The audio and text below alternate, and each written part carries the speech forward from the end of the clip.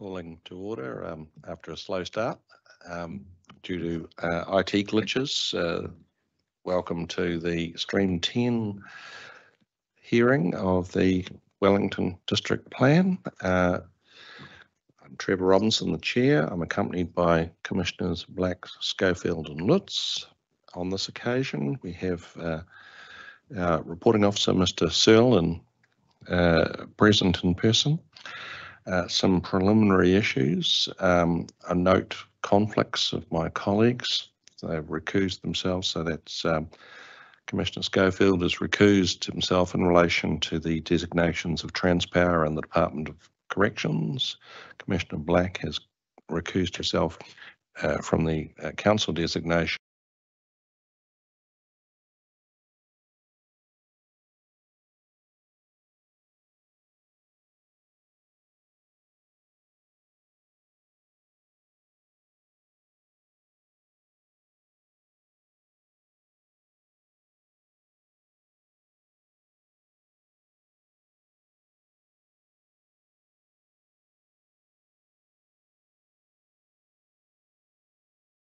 At 2 o'clock this afternoon in relation to that application.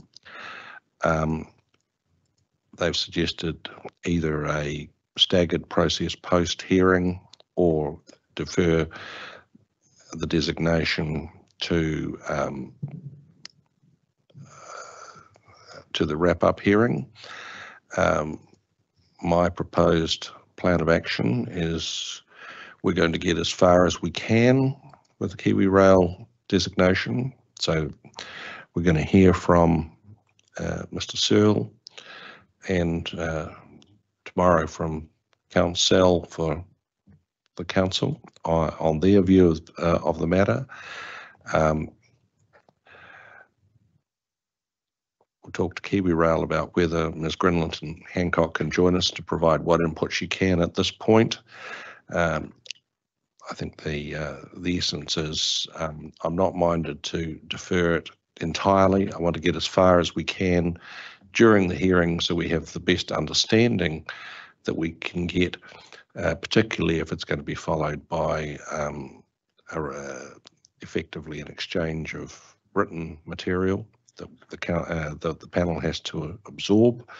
But even if it is put off until the wrap-up hearing, I want this panel to have as clear an understanding as possible so that the amount of time in the wrap-up hearing we devote to the exercise is minimised. So that's the introduction. Any other preliminary issues that you think we need to address, Mr. Searle? No. Well, in that case, I'll hand over to you to present your section 42A and rebuttal evidence, and we'll go from there. Thank you. Kia ora, Commissioners. My name is Jamie Searle. I'm a Senior Planning Advisor in the District Plan team at Wellington City Council. I confirm that I'm a sole author of the designation section 42A report and the views contained within mine. My qualifications and experience are set out in my report, and I have read the Code of Conduct and confirmed my compliance with it in all aspects of this hearing. So just a brief overview of the topic. The Section 42A report includes an assessment of the designations that have been rolled over from the operative district plan into the proposed district plan and 2 notice of requirements for new designations. With respect to the rollover designations, the assessment is focused or has been undertaken in accordance with Section 168 and 171 and is commensurate with the nature of modifications for each of the designations. So that's where the focus of the assessment has been undertaken in addition to consideration of submissions. The majority of rollover designations have had only minor modifications, essentially corrections or updates to ensure the designations are accurately described and mapped in the plan. I'll touch on the key designations where that statement does not apply shortly. Those rollover designations that were not modified with no submissions received in relation to the designation are listed in Appendix C of the Section 42A report and do not require any further consideration of the panel, in my opinion.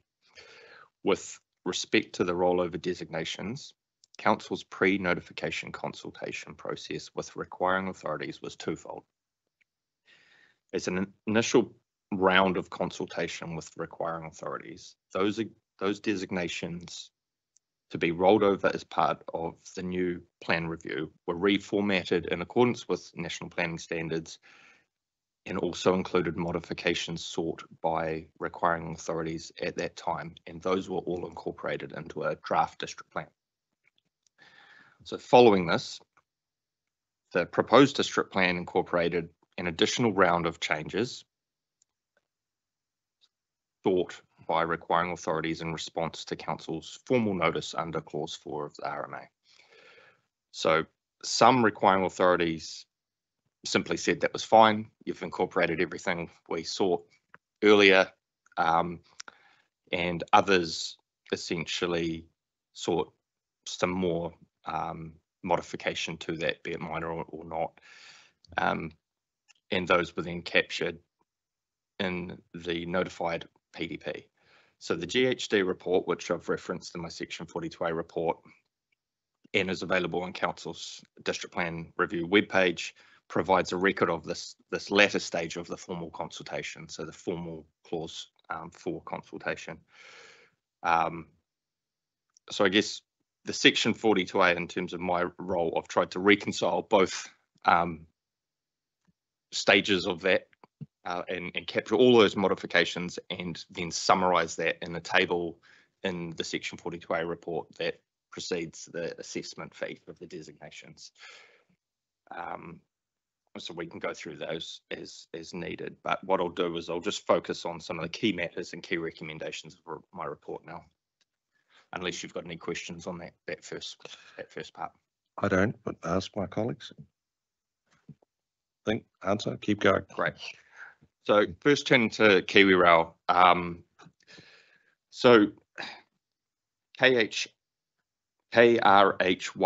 amalgamates designations R1, R2, R4 and R5 of the ODP and now covers the Johnsonville, Wairarapa and North Island main trunk lines.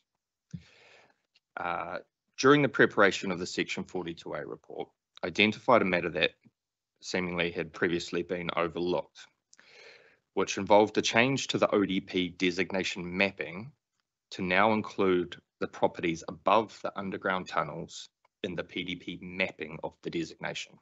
So the change is primarily to mapping in the ODP and then mapping in the PDP. So as set out in my rebuttal evidence, I accept that the underground tunnels themselves are included in the ODP designation on the basis of the notation includes bridges and tunnels in the Transrail, now KiwiRail, designation schedule in the ODP. I've included that in the appendix in my rebuttal evidence, but that is also available obviously in the ODP itself. What is less clear to me is whether the land above the tunnels is included in the ODP designation, particularly given the land above the existing tunnels was not mapped as part of that designation area in the ODP. So for example, a property search of one of these properties above an existing tunnel in the ODP E-plan, and similarly the ODP hard copy maps, does not identify the property as impacted by this rail designation. Whereas a similar search in the PDP E-plan now identifies these properties as impacted by the designation. So where I've left the matter following a discussion with KiwiRail is essentially with the requiring authority to produce evidence that supports what I understand is their position that the land above the tunnel has always been part of the designation area. Just a clarification, you said PDP now identifies the properties as impacted. What does it say? How does it say? What is the nature of the impact that it says? So if you like any of the PDP components that impacts a certain property, it comes up in a left-hand bar and will highlight that designation KRH1 applies to that property. It doesn't stipulate conditions or any detail other than it applies. in the same way as, so it's got less information, for instance, than the OLS, which tells you the minimum height. Yes. So it applies, and so in effect, it's ambiguous as to the extent to which it applies. I would agree with that. Which touches on my next point, I guess. If inclusion of the land above the tunnels is deemed to be a modification, in my opinion, a better understanding of the extent, so the width in terms of how that was determined and how it was, why it picks up some properties and not others, why the line is where it is needed, and also the constraint or the impact on those properties from the designation would be beneficial. I also note that no submissions were received on this matter beyond that from council itself seeking amendments to the plan maps to differentiate between underground and above ground features.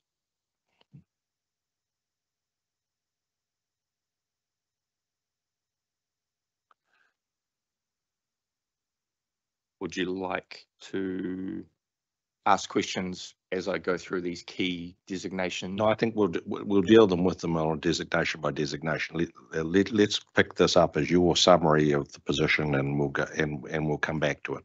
Okay. So turning to Wellington International Airport, the focus is the obstacle limitation surface, abbreviated as OLS from this point. So the WILE1 designation involves a significant change in extent and application, which as a result of updating the OLS in the PDP to better reflect the Civil Aviation Authority regulation.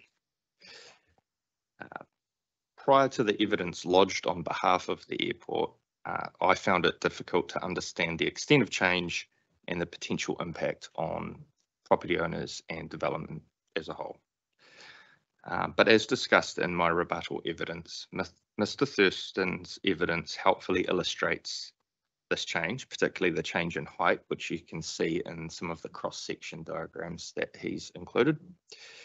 And Ms. Hampson provides detail on the potential impact of the OLS on development capacity, whilst also comparing the difference between allowing for penetrations of up to 8 meters in a horizontal surface compared to with up to 11 meters as sought by Wellington City Council and supported by Kāinga Order through submissions. So I accept the position of the airport that the OLS is necessary. And I acknowledge that the OLS already reflects a moderation or compromise of the civil aviation regulations. However, I think the one element from my perspective that the panel may want to explore a little more is from my perspective, the uncertainty around whether there is any safety implication that would result from an 11-meter allowance compared to an 8-meter allowance. Because I guess if you're focusing on the kind of development capacity numbers, they're not insignificant. There are some impacts from the designation, both at a citywide level and at a property by property level. So I think it would be helpful to explore that a little bit more with the requiring authority. The other point, Mr. Searle, is that the answer could be different depending on where you are.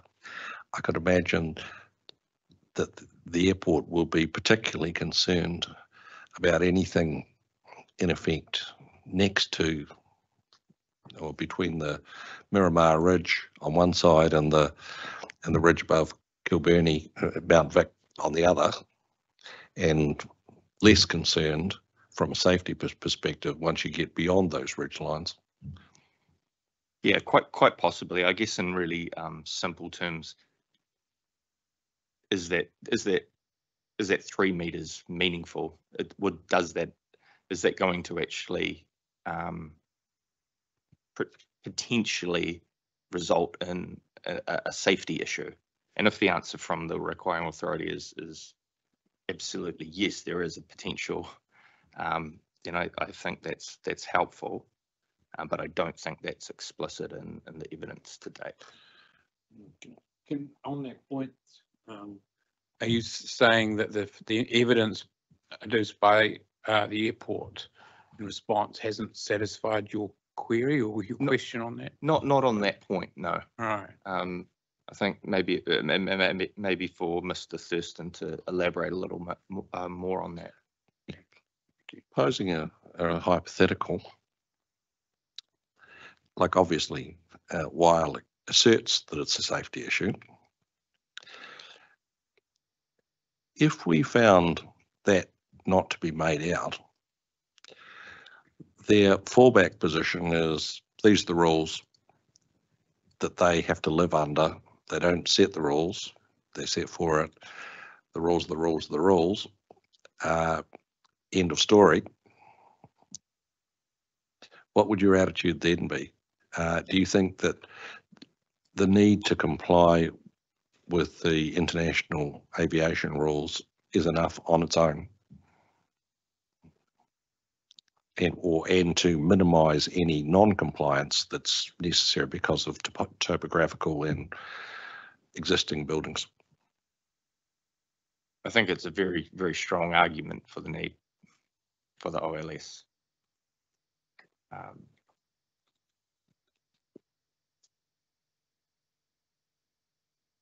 So potentially yes, but I do guess I'm wary that it acknowledging that they've already moderated and allowed for 8 meters. I still am unsure why there would be that much of a concern with 11 on the basis that they've indicated that the majority will be approved. Yeah. So it seems like a formality, but I understand that there's potentially also a monitoring and kind of recording element to all of this, that they need to understand where the penetrations are, even if they are to approve them, and potentially report those back to airlines and so forth, so that everyone has a clear picture. But you could achieve that without having the requirement for consent. That could be the sole requirement of the designation. Possibly. As it is, I suppose, as probably everybody did, on the panel, I looked at my former property in Karori to see what rules would apply to that, and saw that it was the OLS is permitted up to 30 metres from existing ground level, but subject to notifying the airport. So that's clearly possible. You could just have a notification. Possibly.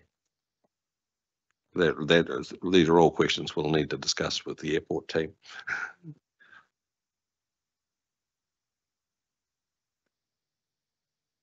So of course. Currently, notwithstanding the absence of information on the question, your recommendation is not to accept the submission of the council on this point. And that. Correct.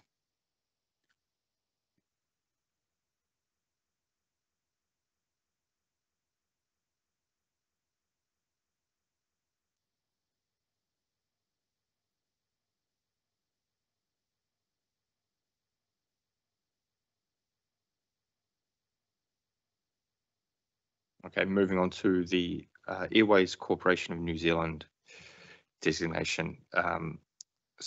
As outlined in the Section 42A report, Airways sought new conditions to the rollover designations that would require or apply a buffer area around the designation areas, but not part of, establishing a requirement for the requiring authority to be notified prior to specified objects being located within the buffer, similar to the airport's OLS. These were not included in the notified PDP. Airways subsequently made a submission to seek the inclusion of new air traffic control overlays around the radar designations ACNZ3 and ACNZ4, which from what I understand would operate, well, essentially achieve the same outcome sought by the conditions that they were seeking through that earlier consultation on the rollover designations. But having looked at this a little further and having had a couple of conversations with Airways, and I'm not saying they agree with my position at all, but it was informed, my position, I guess, was teased out and informed by those discussions.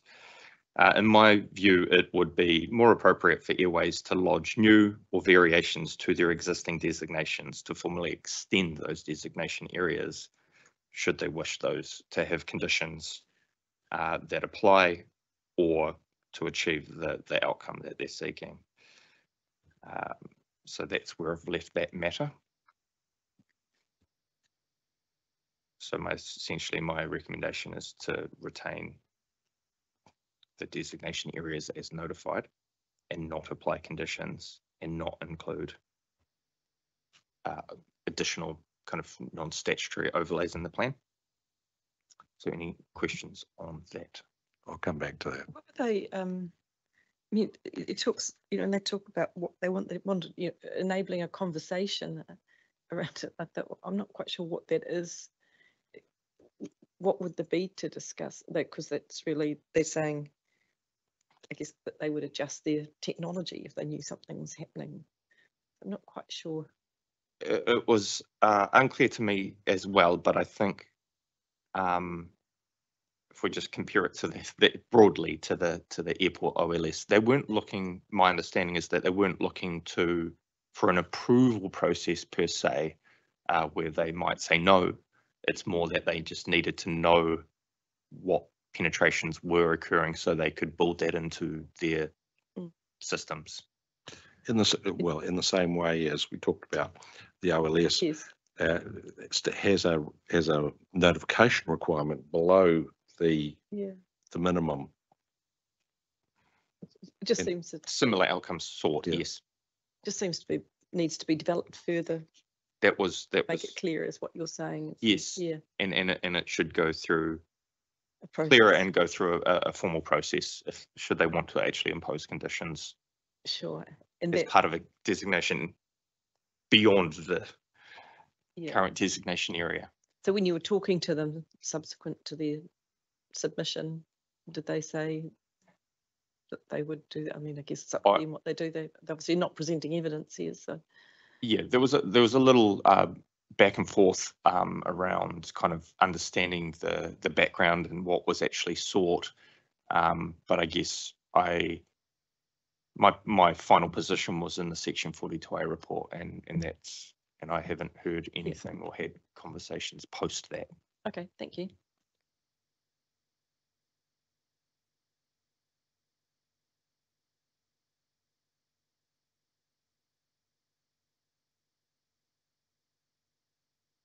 Moving on to Greater Wellington Regional Council, specifically WRC6, Stebbings Valley Flood Detention Dam designation. So Mr. Halliday's submission highlighted the need for the Stebbings Valley Flood Detention Dam designation to be remodeled to inform updated mapping of this designation. So I've included examples in my Section 42A of situations based on the E-plan mapping where it appears that this designation area as notified includes developed areas and dwellings. It's unclear whether that development, well, it's not necessarily unclear. I'm not aware of whether that development obtained approval from the requiring authority and that approval was granted. I would assume so. But looking at that on the face of it, it made sense to me that that designation area may need to be revised. I reached out to Greater Wellington on this matter prior to the Section 42A being released, and didn't receive any indication of their position in response.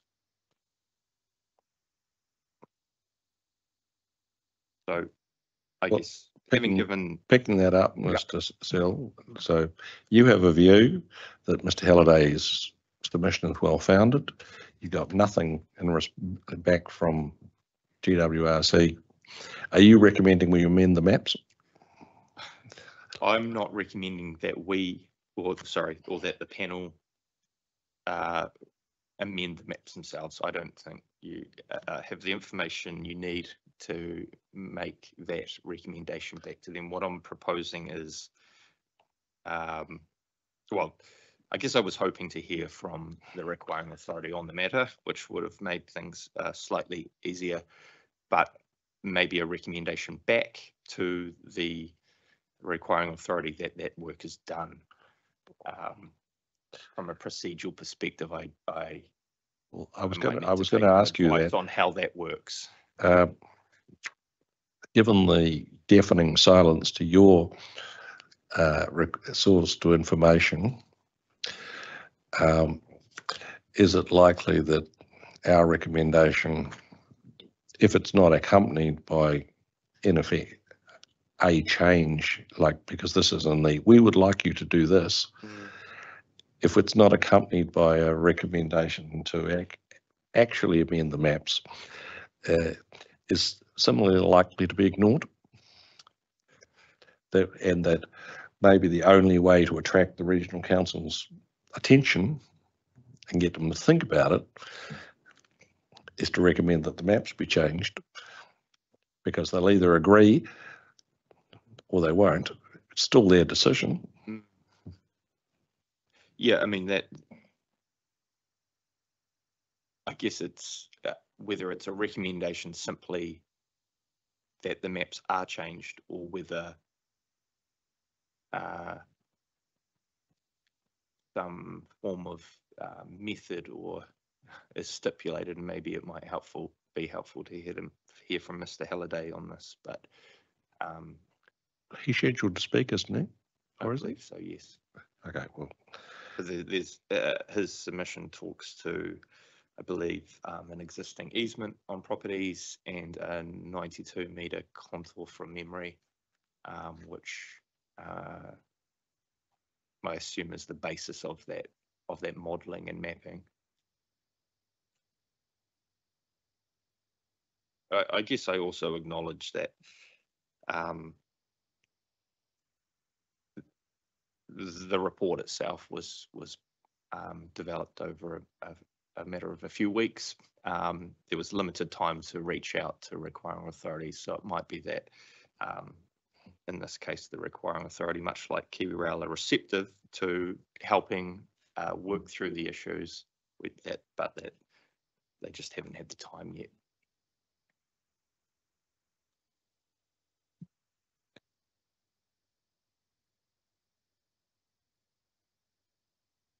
okay, thanks. And just turning briefly to Council's Carries Gully landfill designation, I just note the tabled statement from Council's waste management team in relation to the landfill, and that it provides helpful context for this designation. My recommendation on the landfill designation remains that it be retained as notified. We're going to hear from the Friends of Fero Stream about that. You'll be aware that I've asked the representatives of council in its capacity as the requiring authority to attend the hearing this afternoon and to bring some maps, because I, for one, am not clear about the areas they're talking about, and I think that we want to give us a basis to consider the submission. I think we need to have a clear fix on where exactly we're talking about that isn't currently occupied by the landfill, and what the council's plans or possible plans might be for it. Sure. Is that it? I just wanted to acknowledge the 2 new notices of requirement from the Ministry of Education for 2 existing schools, St. Francis Xavier School in Tawa and Sacred Heart Cathedral College in Thorndon. Obviously, both NOAs have been assessed in accordance with the Act. Both schools have been operating for a long period of time and no submissions were received on these schools. So I recommend that these be confirmed as notified. And just a few very quick minor matters just to highlight. So alterations post notification of the plan. One minor alteration to WILE 2, which is around condition 24, which is building proximity to designation boundary. So a slight tweak there, which is being updated in the plan. A couple of minor alterations to WILE 4 and WILE 5, whilst they are not within scope of this process. I thought I would just highlight those so that's clear. WILE have also subsequently sought to uplift WILE 3, which is the Wellington Airport runway end safety area. So the area of WILE 3, with the exception of a kind of temporary designation area that was required for construction, is included in WILE 4 as notified. And WILE 4, so it includes that area, while WILE 3 is yet to be deleted from the PDP, but understand this is a formality that will be undertaken very soon. And as a consequential, do the rest get renumbered? Will that happen? And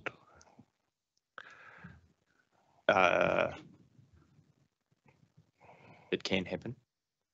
I don't see any reason why it would be an issue to renumber them. well, it might be But yeah, at the time of uplift, that might be of actual uplift or deletion from the plan. That would be presumably a minor alteration, and I'm just conscious that everyone refers to these by number, and it's going to look a bit odd if there's 1, 2, 4, and 5,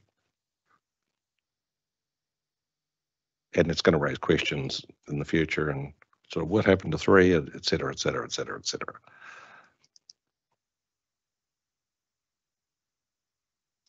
and just with the sludge minimisation facility, so that's WCC 6 as notified in the PDP. It did not include the alteration to designation 58 of the ODP, as this was confirmed in early 23, I believe. But the result was that conditions 19 to 32 that were included in the former ODP now need to be included in the PDP, and they're not there. So that's not a matter that you need to be concerned with, but for completeness, I've included those conditions in the Appendix A so that you've got a full set. Being specific, we have no jurisdiction over those conditions. It's yes, correct.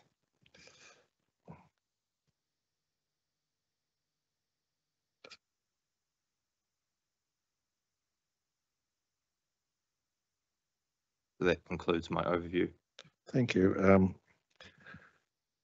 I have a preliminary question.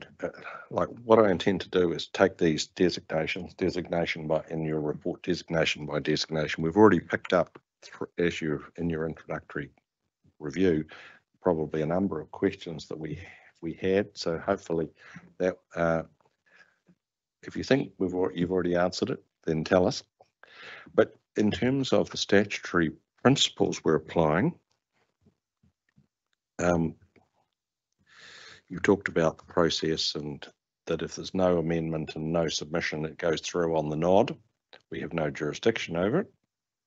And you've listed the relevant provisions, including those where, in your view, the change is so minor as to come within that category. That understood. So that's Appendix C. Yes. Now, for those that are modified and do have submissions, are we bound by, is our jurisdiction controlled by the submissions? Or do we have to apply 168 and 171? Because that's the implication of your paragraph your approach? My understanding, I'm happy to be corrected, and maybe Nick will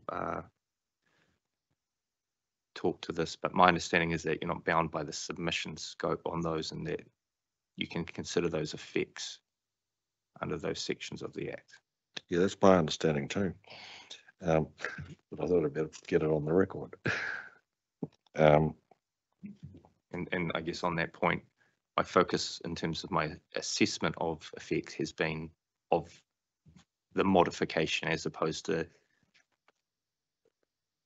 a starting point of looking at the designation as a whole.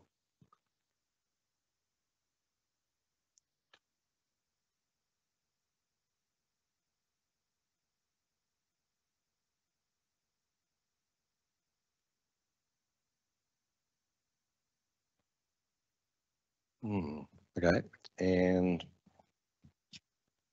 so moving first to the Airways Corp. I was intrigued by your description in reviewing the paragraph 68 rather. You didn't include the requested conditions. Basically, why not? Because my reading of clause 4.3 is the council doesn't have a discretion to not include conditions that are, or modifications that are requested by a requiring authority. So yeah, on that I can't answer the why not. As I was kind of working through and reconciling the various iterations and consultation that occurred, it wasn't clear to me why not.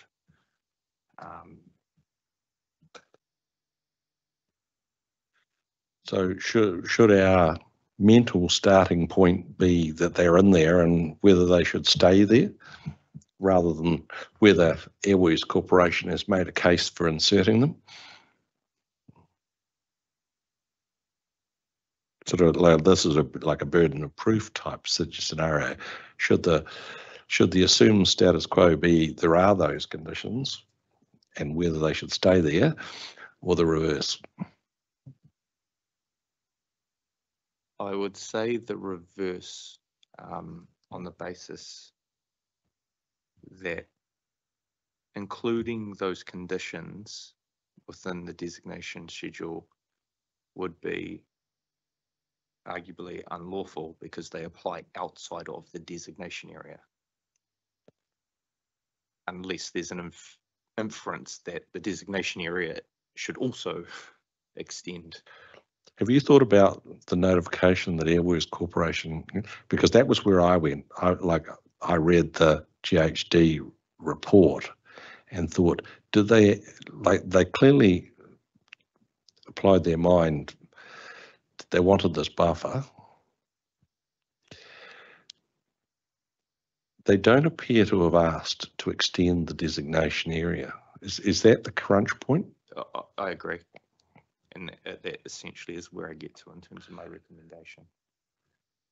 And the next question is, should this submission have been considered in the relevant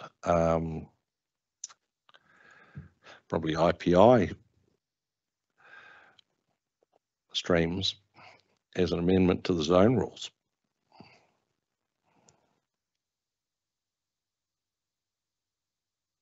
Because they've asked for a buffer within which they get notification around their designated area.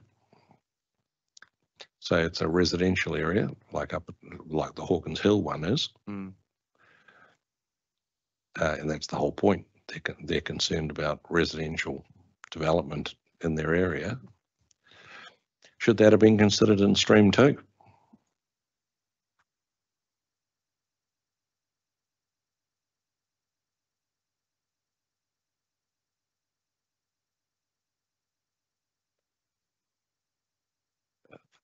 I mean, it possibly could have been. But it wasn't, you know, like I know it wasn't. It'll be but I is don't know there if it's is there material an open question about, like, if this isn't an amendment to the designation, they've clearly sought relief in the plan. Has it been mischaracterized? And like, we'd have to consider it as a wrap-up issue, but I wonder if you should, I should invite you to think about that, because Yes. is that, in terms of the overall plan,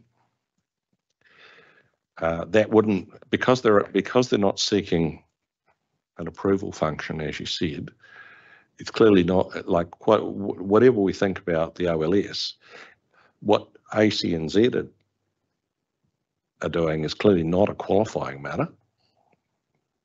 An obligation to give them notice isn't affecting the standards, isn't affecting status. Minimal cost, minimal trouble, would pass any test.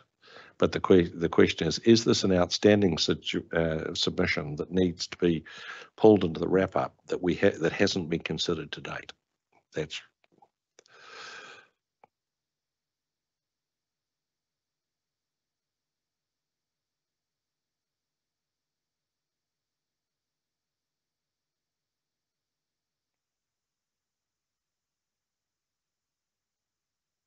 and if you, I think if you could address that and reply, and if your conclusion is that it should be, then take the appropriate steps to nudge whichever one of your colleagues drew the short straw and is the reporting officer on the wrap-up hearing.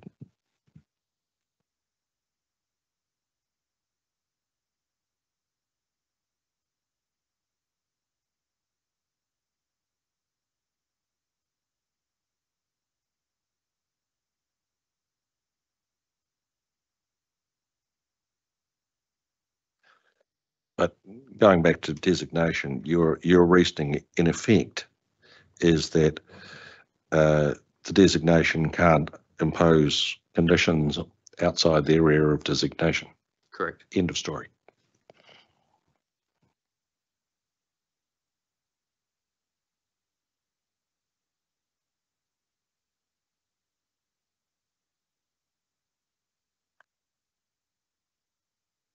And their submission doesn't do that? In that their submission That, would like, achieve the same doesn't seek outcome. an extension of the designation No, area? no, it does not.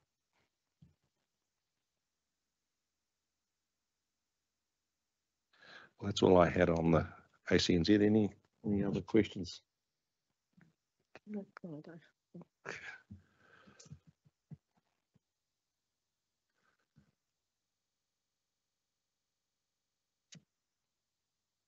Just from my understanding as a non-planner, the air traffic control information overlay, how does that differ to the air traffic control overlay? I'm not quite clear on where the difference is between the two. Do you mean how does the airways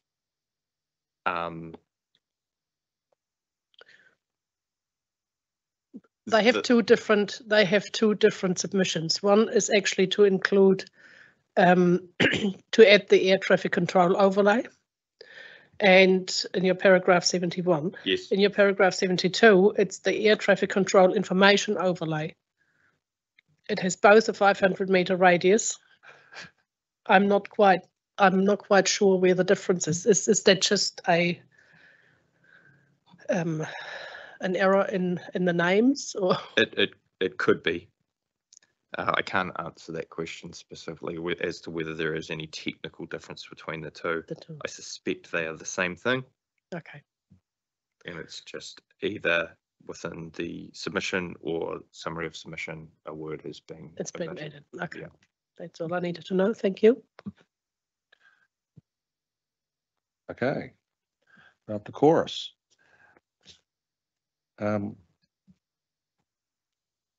The general question I had, and it applies to some others, and you're saying, well, you've taken out the conditions that were in the ODP on the basis they can be managed through the outline plan process. This is your paragraph 93. I suppose I ask rhetorically, well, obviously in the ODP process, they didn't think that those matters could be dealt with through the outline process. What's changed? Give me a second just to bring those up, just so that I've got them in front of me for context.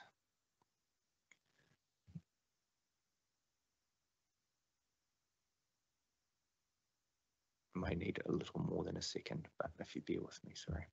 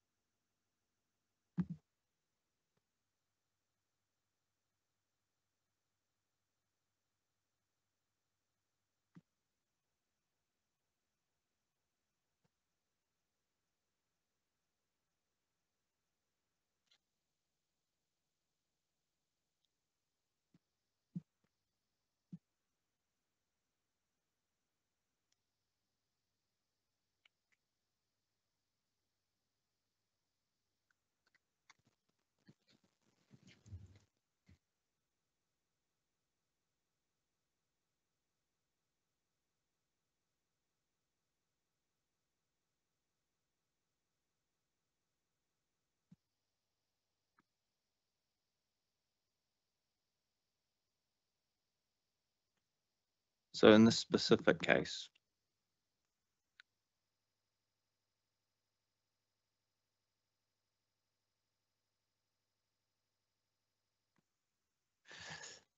conditions, many of the conditions are talking to the outline plan process and the provisions of the previous plan. So is the reality is that even if we thought that they shouldn't be in the outline plan, the conditions would require significant amendment anyway. Correct.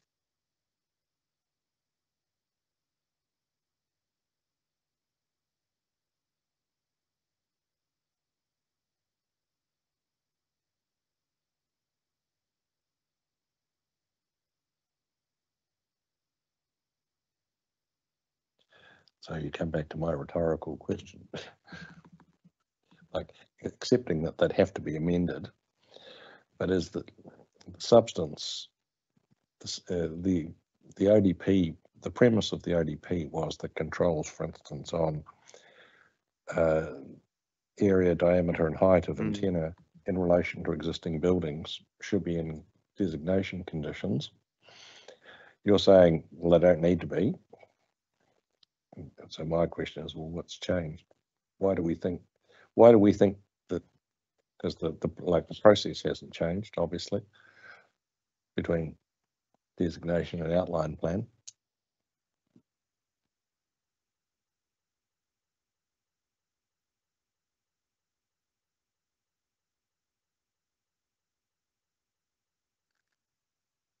I guess broadly, the plan is much more enabling of height. And that's probably the basis of my position. just looking at these conditions in a bit more detail. I think I went back and looked at the conditions Mm. in the GHD report, but do they actually say X meters above permitted standard or X meters above adjacent development in the area, or No, do they're they more, just say X meters? the mast shall not exceed 15 meters in height type scenario. So there's no qualification or relationship with permitted heights in that.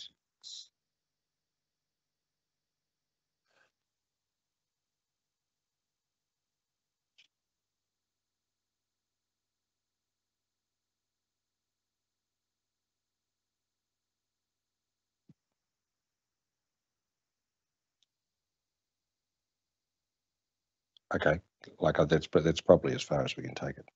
Yeah, I'm happy to just have a closer look at that. And Well, come back. can you do that? Because like I accept that if you were to change your mind, you'd need, or we would form a view, we'd need to ask you, well, what would the equivalent conditions need to be? Yes. I haven't discussed this with my colleagues. I Mm. don't know whether we're there yet. As you say, this is a much more enabling plan, but if that was 15 metres for development that could have been 8, is it now 18 metres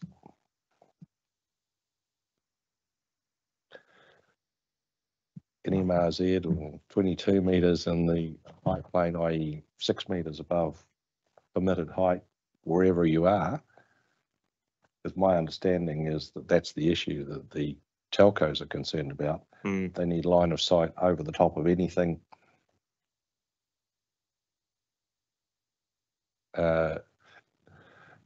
any buildings for the technology to work.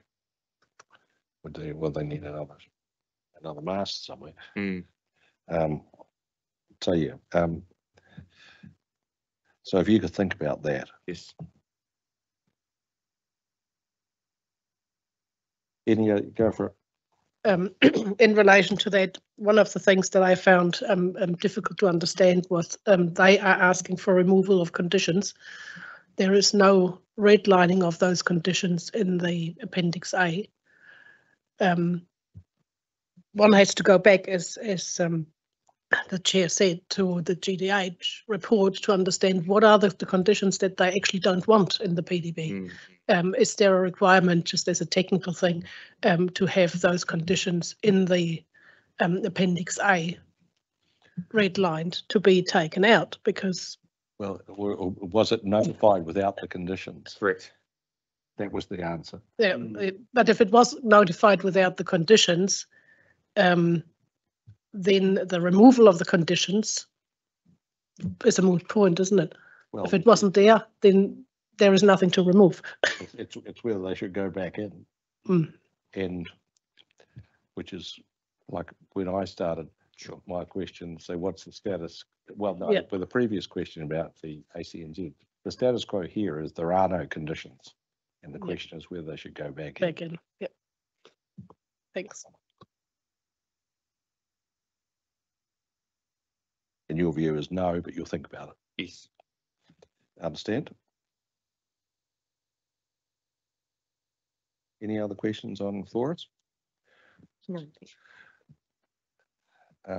Anyone, given that we have 40 minutes before we started, anyone need a break before or should we just carry on? Team? Happy to carry on? Yep. All right, keep going. Kiwi roll. Well, my understanding of the essential issue is as you summarised,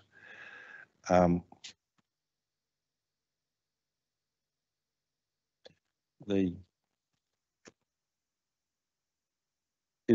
question is this a rollover to the extent that the designation might affect the land over the tunnels? Is this a rollover or isn't it? The ODP is ambiguous. It's got a note, as you say, the maps were ambiguous.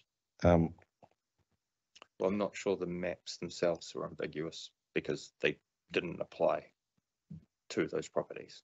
Or the E-plan, the E-maps, to the extent that they've been developed since, are ambiguous. Correct.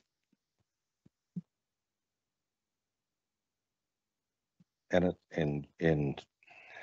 as Mr. Whittington put it, the ball's on KiwiRail's court to demonstrate that either in the ODP or the district planning schemes that preceded the ODP, the designation included the land over the top of those tunnels.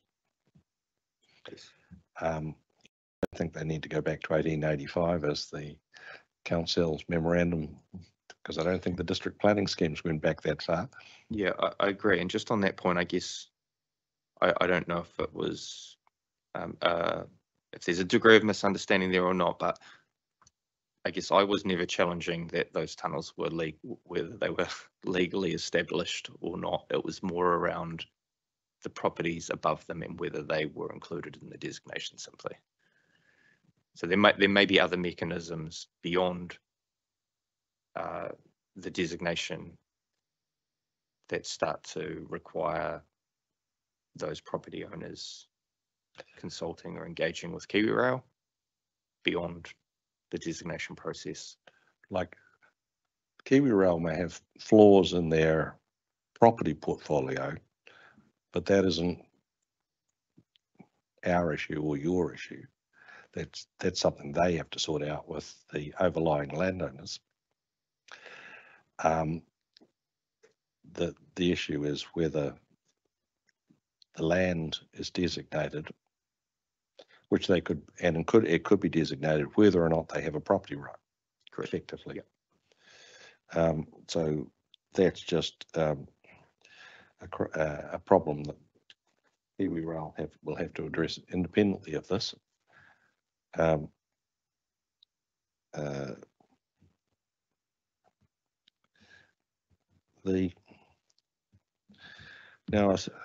we'll just say that that's for them. Now, assuming it's just the tunnel, that and therefore, if it were to be extended to the overlying land, that would be a modification.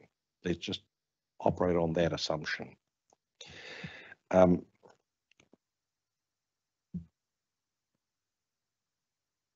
deep are these tunnels under the ground? What's the clearance from the tunnel to the? Do we know? That's the type of information I'm not privy to. Yeah. So I guess I didn't. Yeah, that's part of what I was hoping to tease out as part of this process.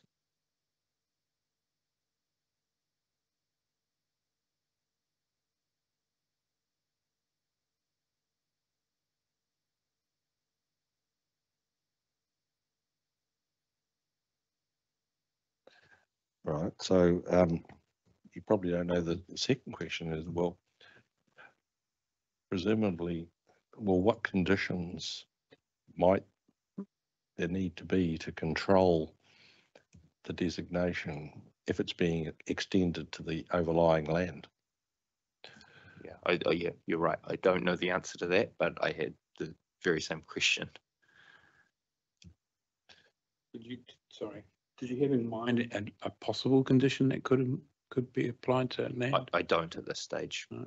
That might be something that could be developed up depending on where we get to and what we hear from KiwiRail. My inclination that I intend to discuss with Council for KiwiRail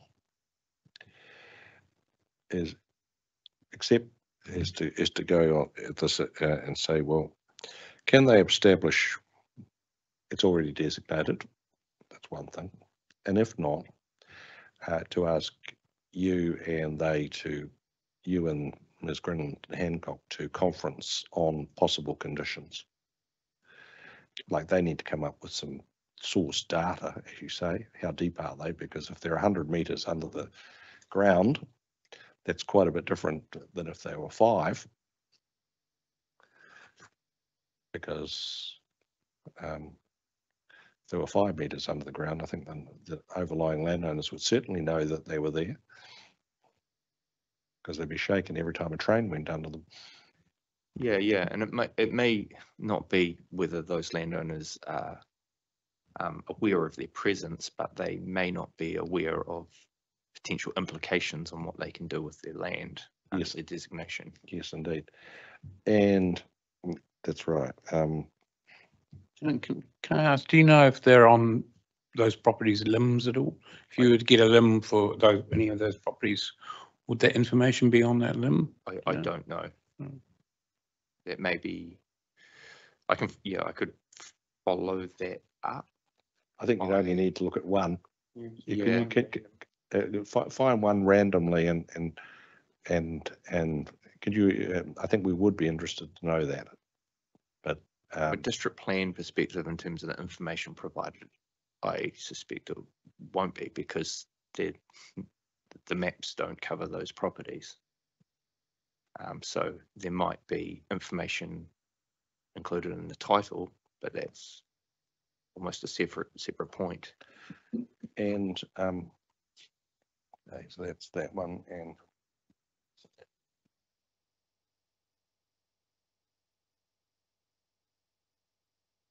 the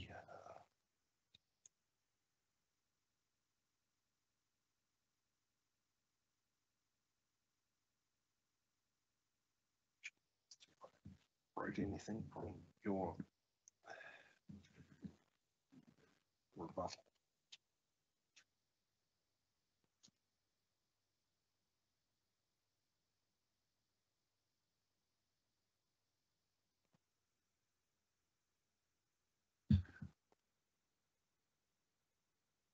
The other thing I presume, which in your rebuttal evidence, you'd saying in the ODP schedule, it notes, this is your paragraph 16, railway land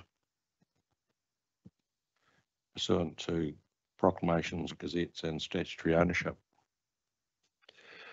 Presumably those overlie, well, no, not presumably, ask more open.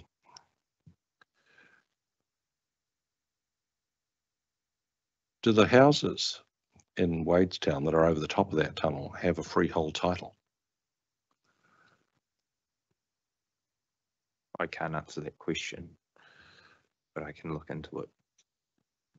Or like I think that would merit, because again, you need to look at one, because if it has a freehold title, whether or not it's subject to an easement or a right of way, by definition, it's not railway land, other than, well, it's not railway land. So for the purposes of the ODP, other than arguably where the right of way is, which is a subterranean strata,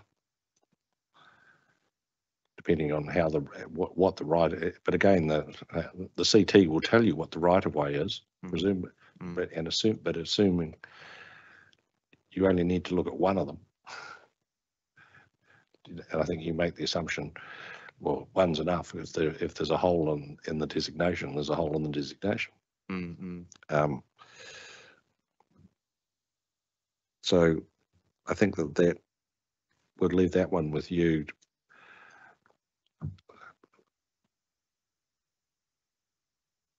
Depending on what KiwiRail, because I'm going to ask them the same question.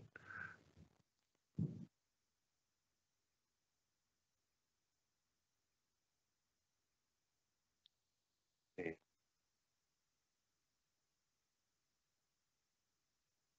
Okay.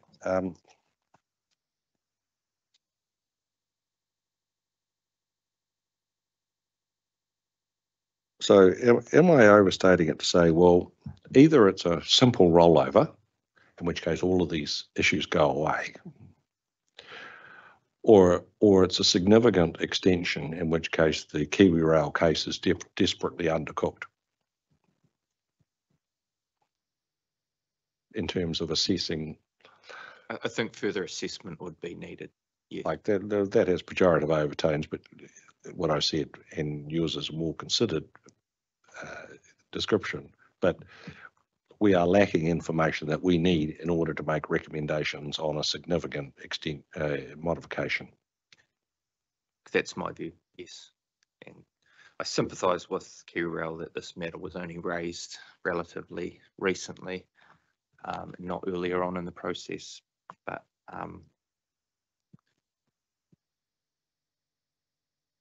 glad it was identified and it's being discussed so that it can all be resolved in the right way. And the reality is, we've got to get to the bottom of it, because ultimately, whatever recommendations we make, KiwiRail can do whatever they want. So, I think my the panel's approach should be, well, let's try and get to the bottom of it if we can, and make a helpful recommendation rather than one that's unhelpful and doesn't advance matters.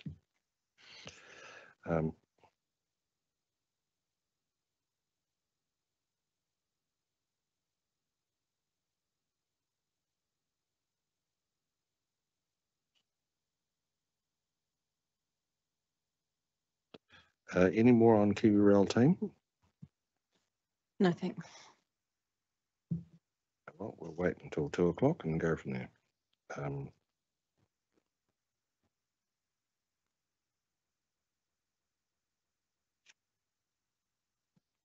Go to Cordia.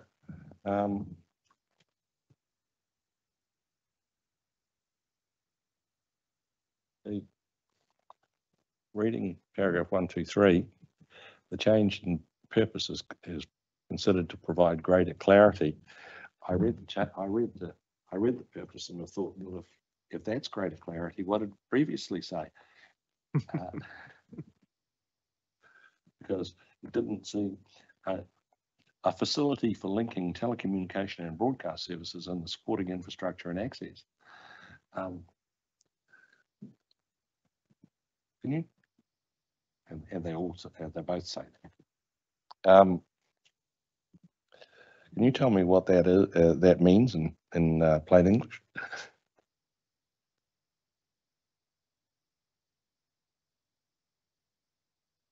Probably not, no, sir.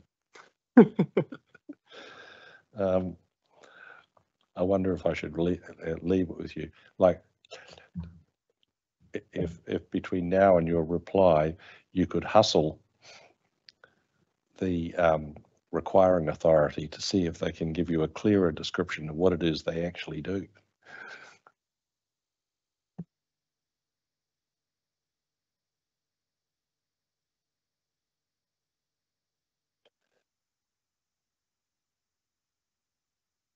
I'm happy to, happy to have a look at that.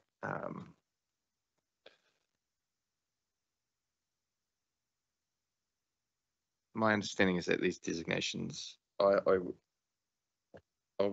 reserve the right to double check this statement, but apply to areas that quite discrete areas. Yeah, and well,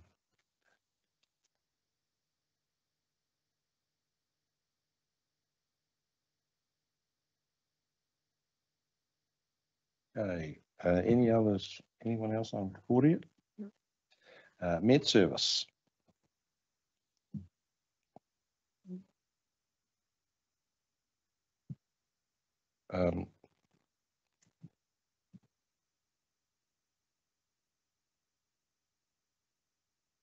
Anything? No questions. Corrections. Acknowledging that Commissioner Schofield is not participating. My understanding, this is classic own goal, that the only reason we have jurisdiction over this is because Cordia filed a submission in support.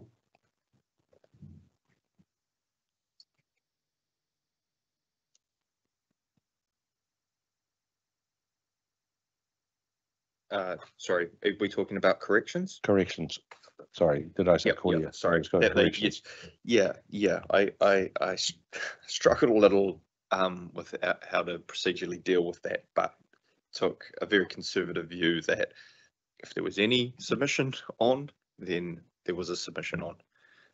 But yes, the only reason you're looking at this is because they've submitted on their own designations to be retained as notified.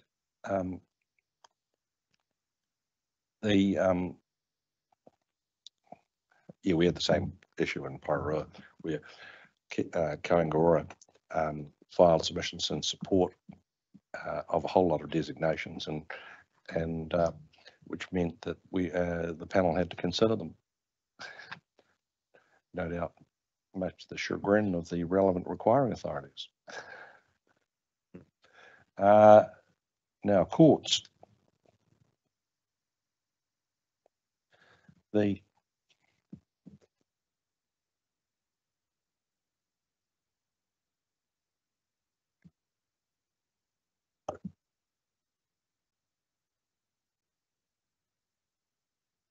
question, this might be the same question that Commissioner Lutzer asked earlier. The Supreme Court removing construction conditions, is this because they were removed before notification?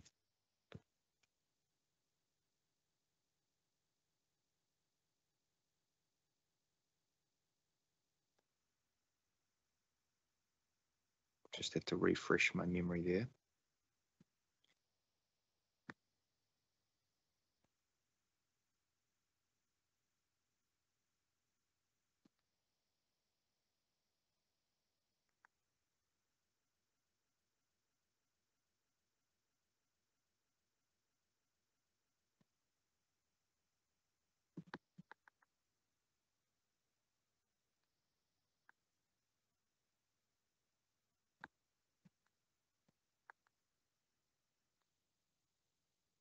That is my understanding. So there remain conditions of for that designation, but not those construction. So what we are looking at is, and we can find those conditions that were notified, that were deleted effectively in the GHD report. So there is no, I would have to double check the GHD report right now or come back to you, but yeah, there was no clean track change version of what was in the ODP and now what's notified in the PDP. I wonder if for the sake of good order, you could construct, like as an appendix of your reply, such a document, basically the compare version, conditions in ODP versus conditions in PDP, so we can just see what's been taken out. Sure.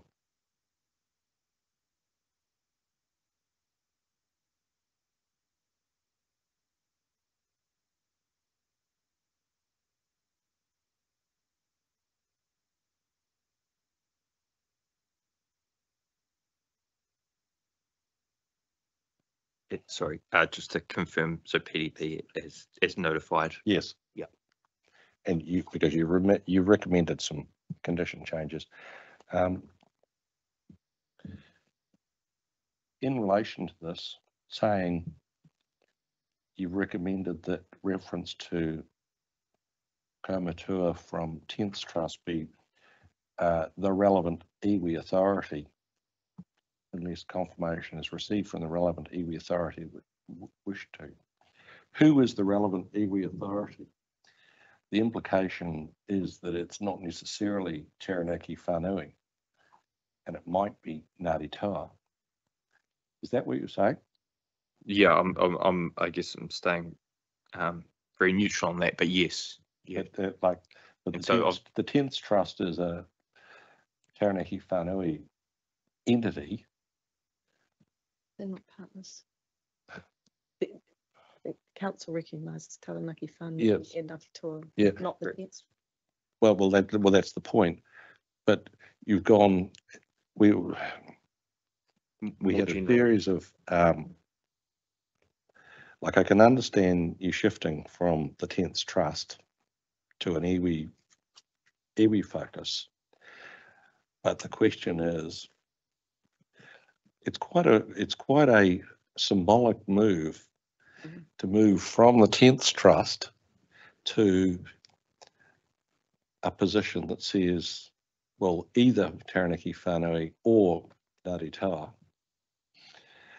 And I'm wondering whether you've thought about the implications of that, because obviously we had a global submission from Taranaki Whanui wanting recognition of what they called their primary mata whenua status. We recommended and the council accepted that it wasn't appropriate for the plan to say that, but this is the status quo is that this is a Taranaki Whanui issue. The fact that it's referenced to the 10th Trust is neither here nor there.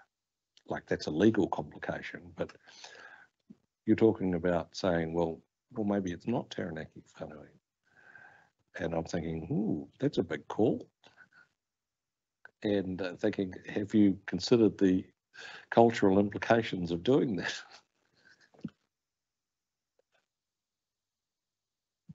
Yeah, I guess as noted in my report, I've taken some advice on that matter to get to where I've recommended. I'm happy to raise. Well, The point. I think we need some reassurance. Like, we're not hearing from Taranaki Whanui, but presumably that's because they've got better things to do, and this hadn't crossed their consideration. Let's just say I could picture them being somewhat disturbed if they were to learn of this, given the strength of feeling that we heard in Stream 1 on these issues. Sure. But just to pick up on that point. So in paragraph 153, you say Taranaki Whanui seeks to remove references to the 10th Trust, but did they seek to replace it with anything? How did they?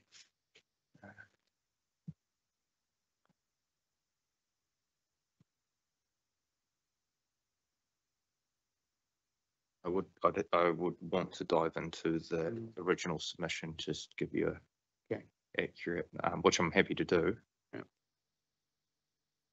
Given that I've asked you to come back to us Yes, we'll take further advice from the in-house cultural expertise you have available to you. If you could wrap in your into your response. Well, this comes back to we're not actually bound by what the submission sought, but it's going to be a clear indication.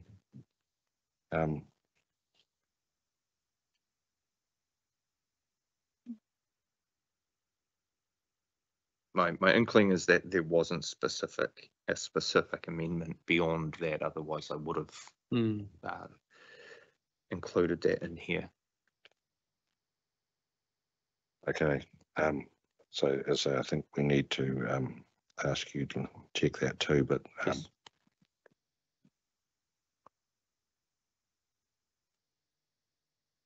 Anything else? That's courts, we go to defence.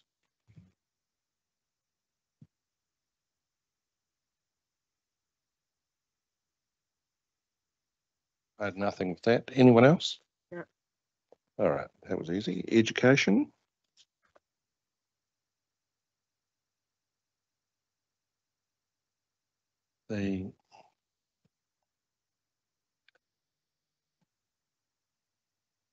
Question. Yes, so did I. We'll start with Commissioner Lutz. Any questions for you? Once again, what I've missed in your appendix A was a redlining of the revised purpose of conditions, for example. I couldn't see what are they seeking, because there was no redlining of the appendix A. I guess, with what you are proposing, but I couldn't see where the changes have been made. They were obviously they were asking for revised purpose and conditions, and that hasn't come through. At least what I could see on the say, or if so, then please put in direction. No, you're absolutely right. So the approach has simply been to take the notified version, which, because it's all been reformatted for national planning standards and so forth, looks different, quite different to the ODP. So you're right, it wasn't available to me, and I didn't prepare it myself to reincorporate somehow those ODP conditions and then strike them out to try and make it clearer. But I've been tasked to do so.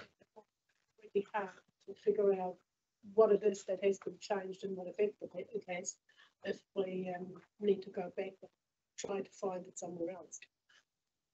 Okay, we'll ask Cyril to do that for us.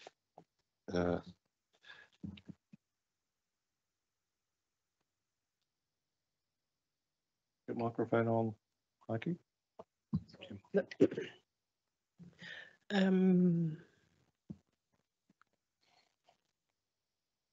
Just in general, because that is a thing that I noticed not only with the education but also with the courts and with others, and it's not an issue that has come to light through a submission.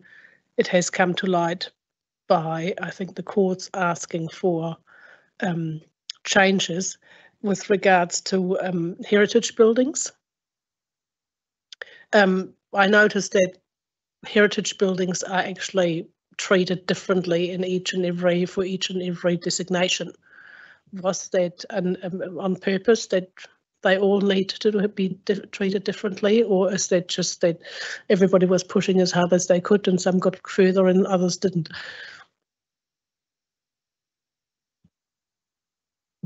I mean, the starting point would be we're working with a bunch of designations that were confirmed over a period of time, and would have gone through their own process, I guess, at such time, and some would have had conditions. Just where I just to say, and that's just where it landed with no conditions at all. So, yeah.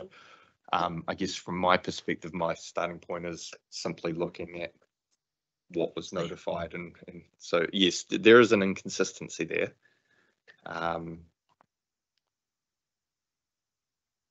But I guess I looked at the ministry in isolation in terms of what would be the implications of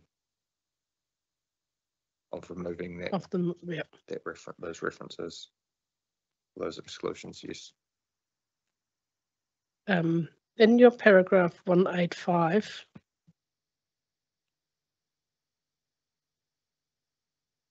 It refers to, well, it doesn't refer to, and that's where the question lies. The wording to me is unclear whether additions and alterations require an outline plan or whether additions and alterations can be done without an outline plan.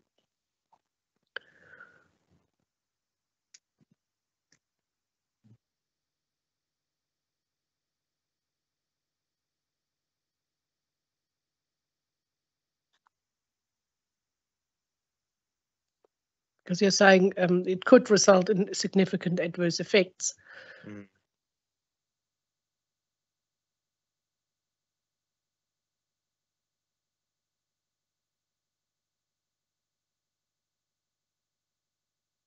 We'll have to have a closer look at that, but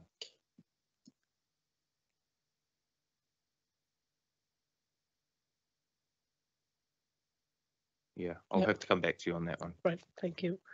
Just a follow-up question, just for clarification. So is the red line that we see in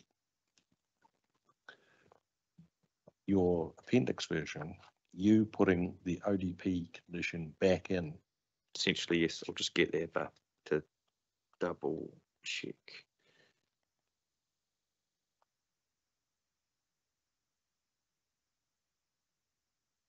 But from memory, yes, that is the case.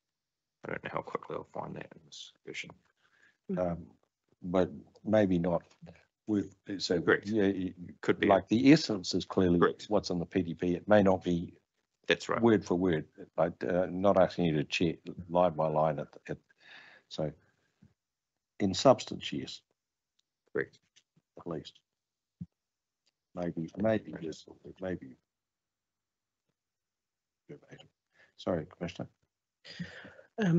With regards to the advisory note, in your 189, you are saying they are more detailed and have a broader scope. You're not saying if you're agreeing with that or not. I just want to confirm that you think that's okay, that they are more detailed and have a broader scope in particular.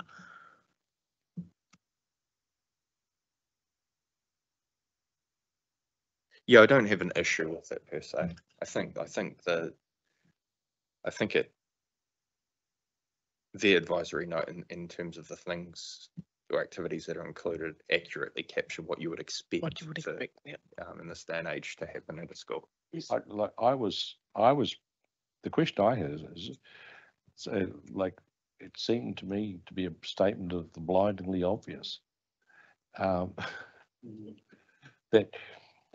night school classes are not going to be limited to the primary school curriculum. Who would have thought? I don't know whether it's in response to issues they've had anywhere. That's what I was going to ask, is have there been known issues around people challenging community education activities?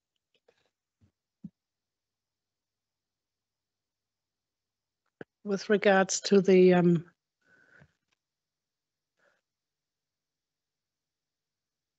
notice of requirements 190, it's just a technical thing. I'm thinking it seems that you've actually swapped the roles and the size of the places. I'd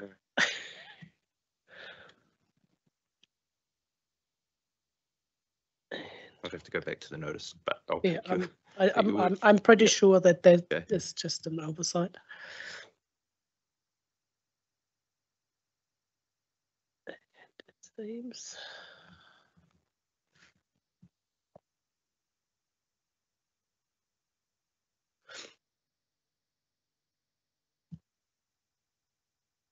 Yep, that's it from me. Thank you. I had a question, Mr. Searle, about building recession planes.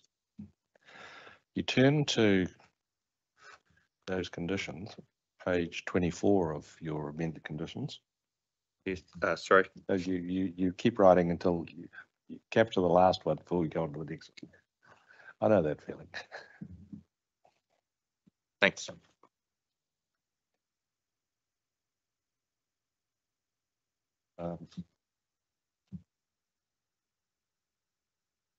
So we have, I was trying to figure out, looking at condition 1, you have a general building recession plane, and then you have a Wellington Girls specific condition that appears identical.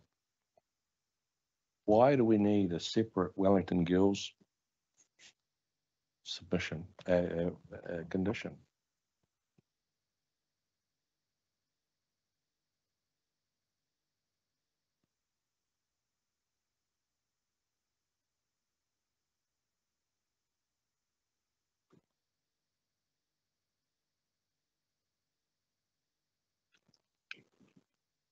It does appear to read exactly the same.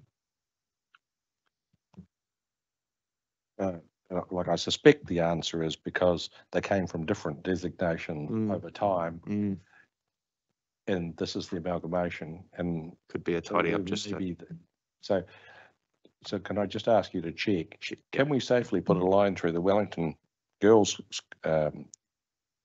condition on the basis that it's already covered? The building recession plane, not the subsequent, not the Pipitea Pa conditions. Yep. Commissioner Black, did we pick up your question on the way?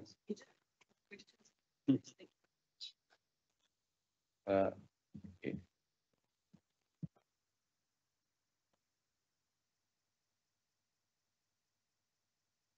Okay, is it all on education? Police.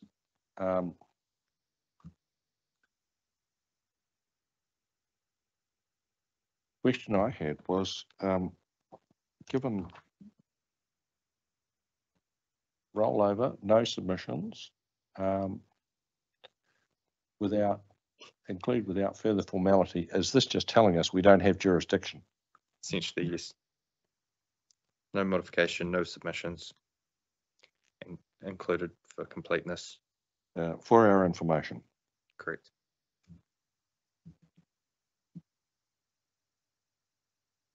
And we can take that form of words. The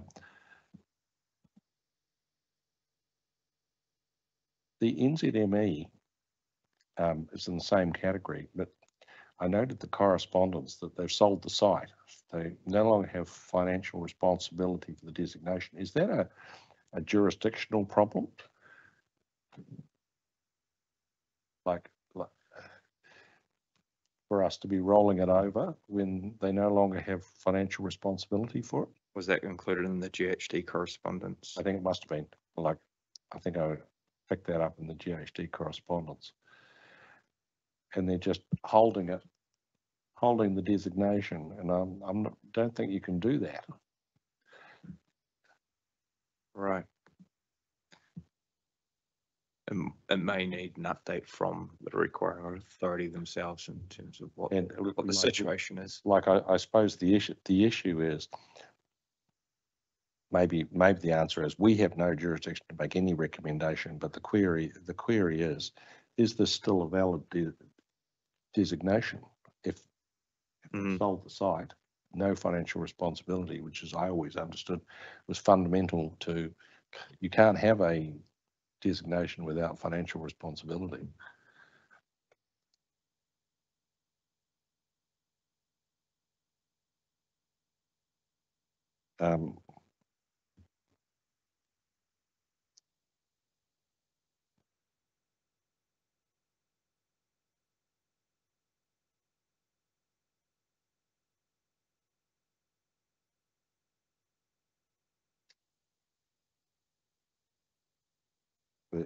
Like it. So we go to the institution formerly known as Waka Kotahi.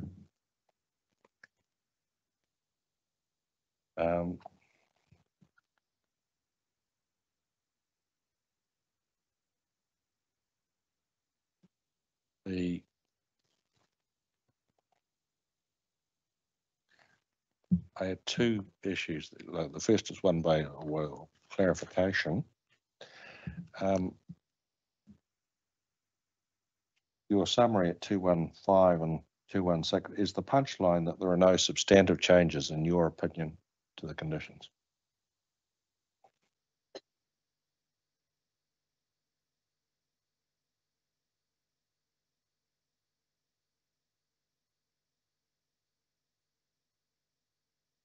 Yes.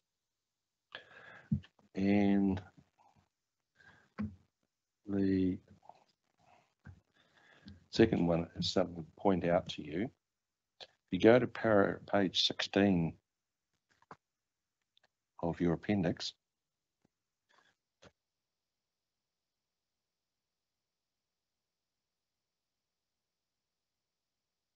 of this designation, Yes. Yep. you will see that the right-hand part of the table is got AWOL. Yeah. And I looked and it's not in your electronic document.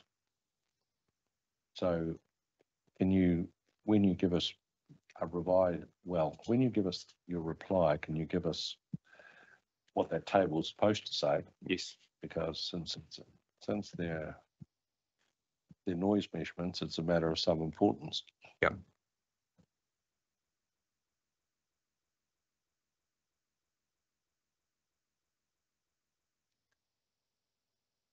Anything more on Waka Kotahi? All right, we go to the Prime Minister. More particularly the Government House.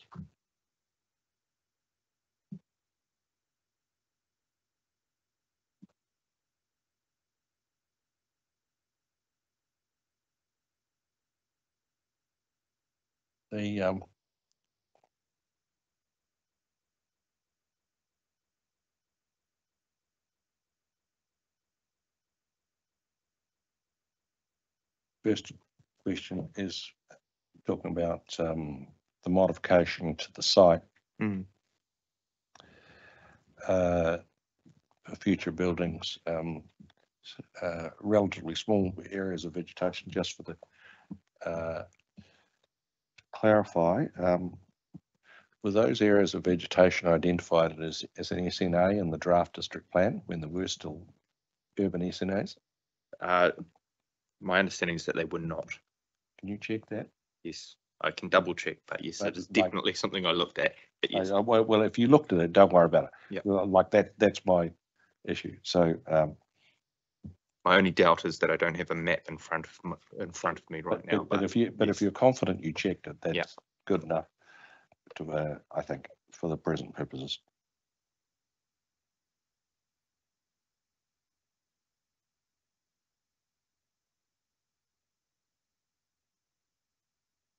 The other question I had for you is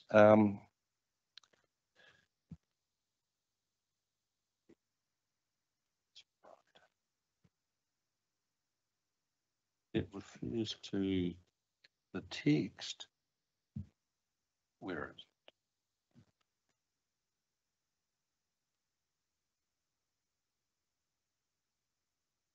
Picked up somewhere. I should have marked it.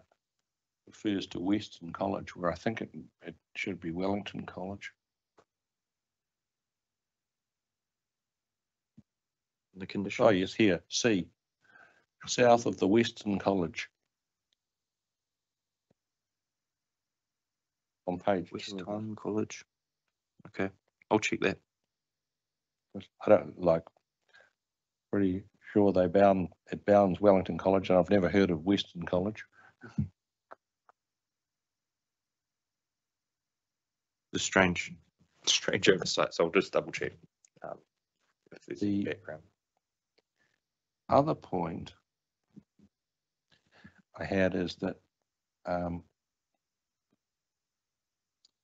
you look at the map that's shown on page 3, Yes. the outer line on the eastern side doesn't join at the southern end. So where is the southern end of that designation?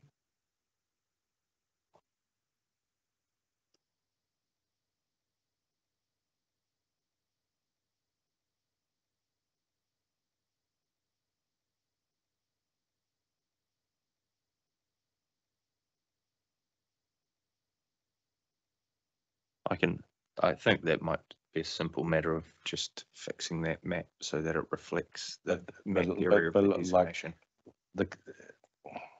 Hopefully it's clear on the electronic Yeah. map, and it just needs to be translated into this map. That yes.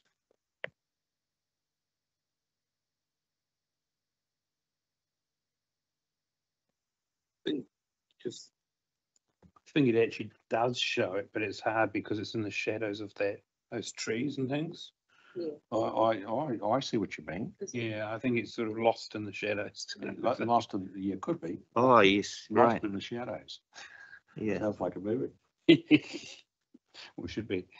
I'll double Because check that. That would match what's online as well. Well, like that. Well, maybe the answer is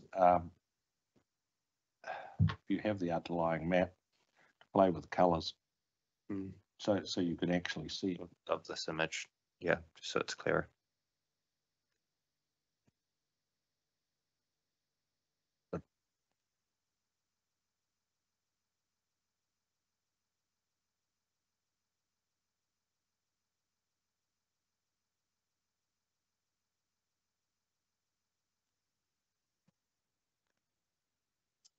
So that's the Prime Minister.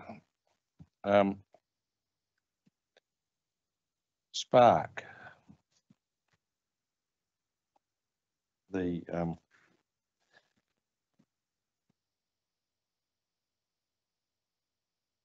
You'll note at paragraph 232 that the secondary designations, should that be on the face of the designation? What do you mean by on the face of? Well, that it actually records, the designation records that it's a secondary designation. That'll be in the schedule, the individual schedules for each of the designations. So it will, and the PDP. Oh, yes, here it is. You're absolutely right. So take that back. Should it record it? Yes, it already does. So forget that thought. This is the other half of the chorus definite, where we asked, well, my question was, well, what's changed? Why is this? And I do. So it's the same question. So if you just note that as raising the same issues. Sure.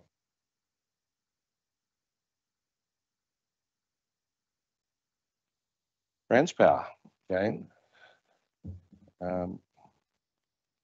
Anyone for Transpower other than Commissioner Schofield? No. Here for the National Grid provider. Wellington City.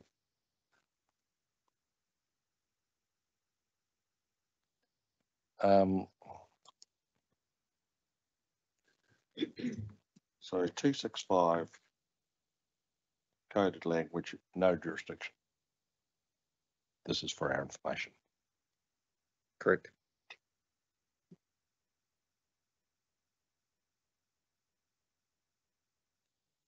When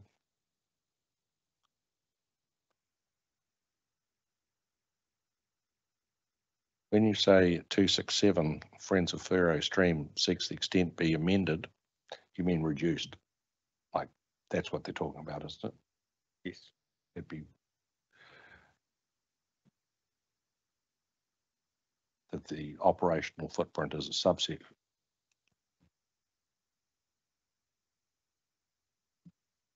But that's the point we were discussing this morning.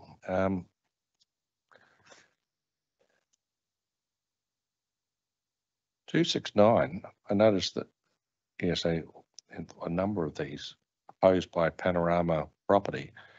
Did the further submission actually give a basis for its opposition? Or is this just they objected to everything the council did? I suspect it's the latter.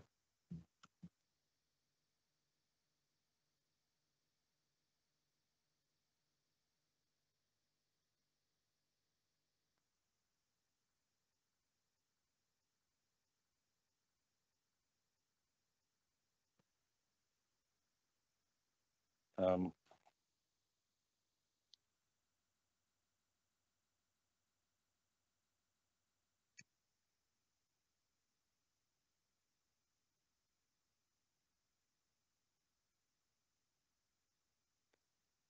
right. The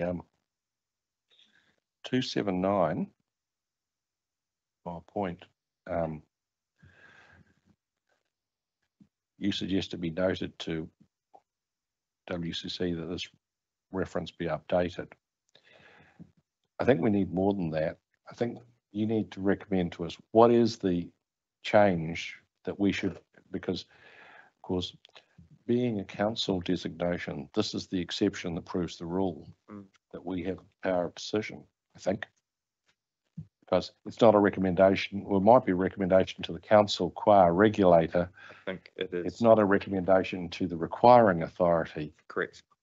So I think that that particular recommendation will just go down a hole. I think we need you to tell us what change is actually required in your opinion.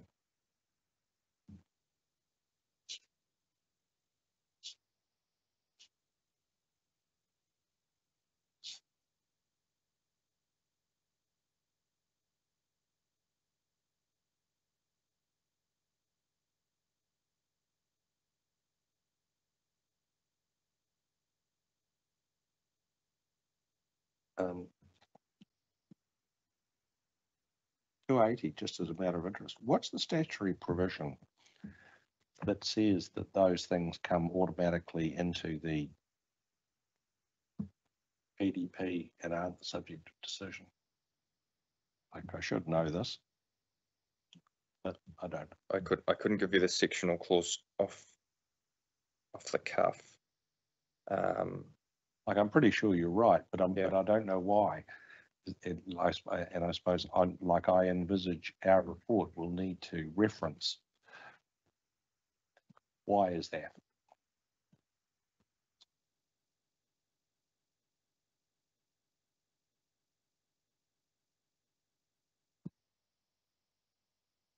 Let's say, because I'm pretty sure you're right, but so if you could just give it to us in reply, and that's fine.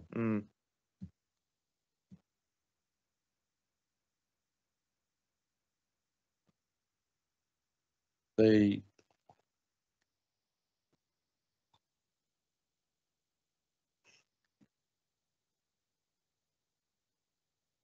(281), you said you don't consider the panel has sufficient information to support a recommendation to reduce the area.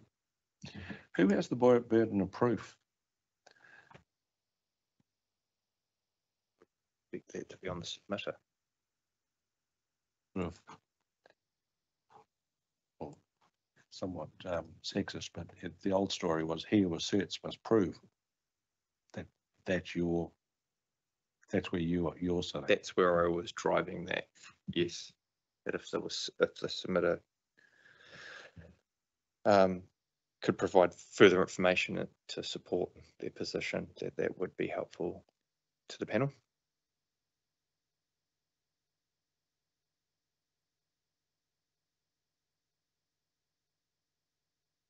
Because I'm thinking that the classic statement of principle, not on designations, but on plan provisions generally, is that there is no assumption that the notified plan is correct, appropriate, meets the statutory test, whatever. It's an open question. That's why what I was driving at. That was what prompted the question. Like there's a case, that name I forget, saying that. But your position is that the status quo is that it has a certain area under the ODP. It's been asked to roll over, and therefore it's for the submitters to say, well, why? Right, gotcha. Great. Any other questions for City Council? I know you asked for a plan, but if we hit it this afternoon, is it possible that the manager of infrastructure will bring that this afternoon? That's why I asked for. Oh, you asked for it this afternoon. Okay, that's good. I I'm not sure when you asked for it. Yes, I asked for the council team, Council Qua landfill team, to come armed with maps to illustrate where exactly we're talking about. Anything else on the council? Just one. In your Appendix A 16, Community Consultation Mitigation 16.1. Can you hold that? Yeah. Help that. Sorry. Give me that reference again, please. Appendix A 16, Community Consultation Mitigation 16.1. And as part of the WCC Yep. designation. Yes.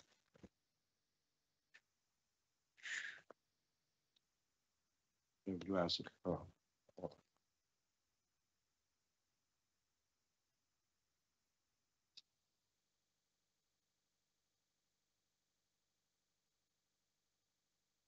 Condition 16.1.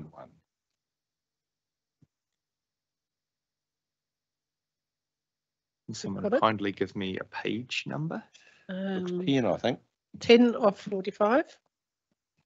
Yep. Yes, with Got you. it? Thank you. Everybody can see it. The question is just with regards to a condition that has individuals named. Is that standard procedure? Because, I would assume that Mr. and Mrs. Cornish own a property in that area. And the question is, with Strathmore Park Progressive and so on, that is actually, if people change, if the individuals change, that is still applicable. Well, But look, Mr. and I've got Mrs. follow- Cornish. follow up. Presumably that committee has been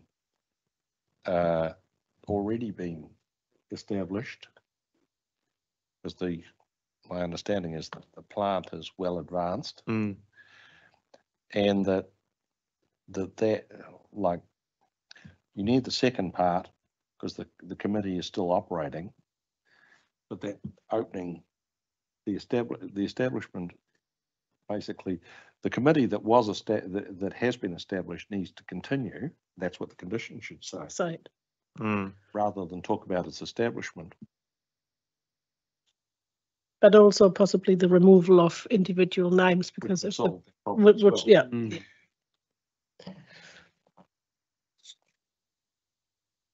Okay, so maybe some homework in terms of just confirming that it has been established. And then for the what condition it's to record, and well, basically the committee that was established under the conditions of the ODP shall continue.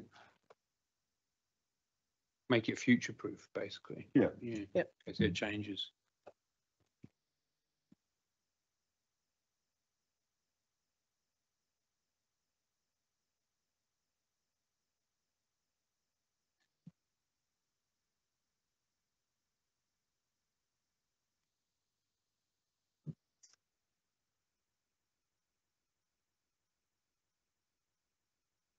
Okay. Yeah, just Well- you read the background information from Mr. Matthews, Chris Matthews. Circulated. Yes, I did.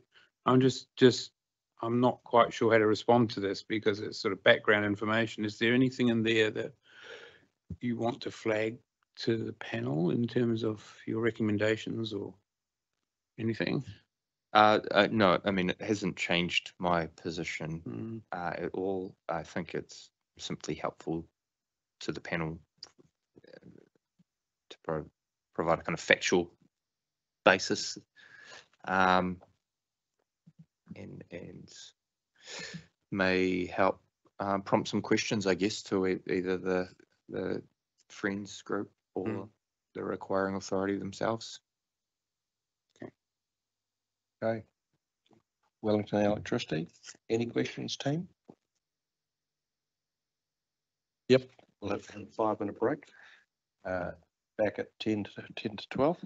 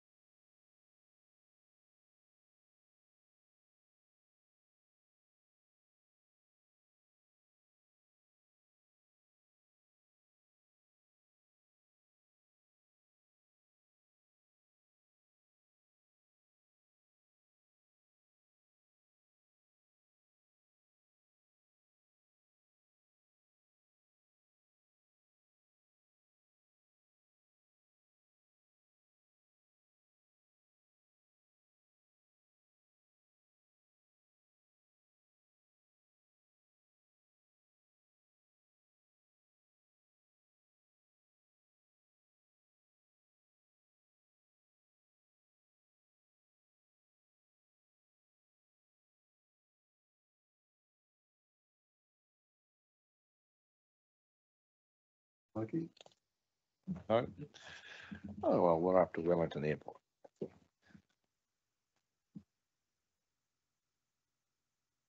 If I may, I've just been liaising with Wellington Electricity just because there was some uncertainty around the mapping of well 2. So I hope to just square that away. Is that well too? On the street. So if you look at 40, yeah. page 43, Yep. figure 10, Yep. I identified, I went back to confirm that it was correct and got some direction that some of it wasn't, but then part of the response led me to query whether the southern lots there should be, and that designation area is correct. So I haven't had a response back there, so I just want to get that right. So if I, So for our purposes, what you're telling me is that that is subject to update in your reply. yes, that's what I will do. There's also, yeah, I'll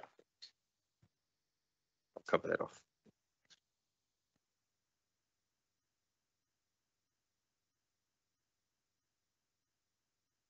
All right. Wow. Thank you for your explanation. The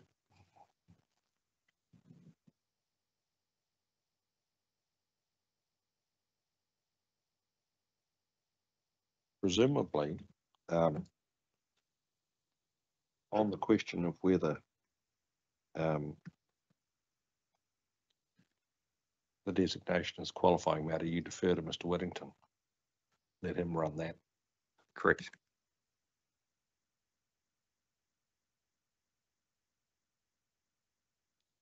We're going to hear from him at 9 o'clock tomorrow. I believe so.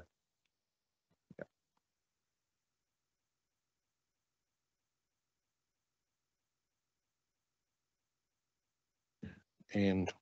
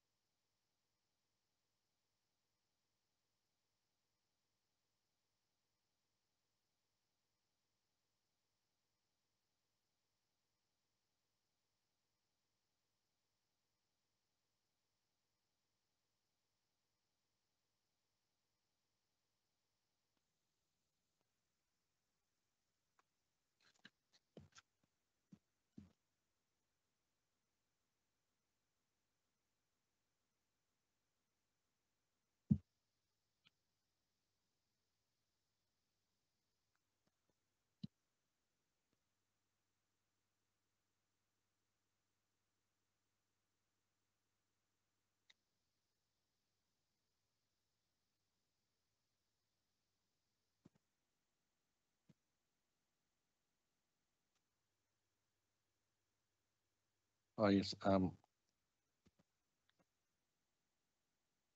point out to you, you go to page 13 of the appendix. Yep. Page 13 of 51. Condition 1.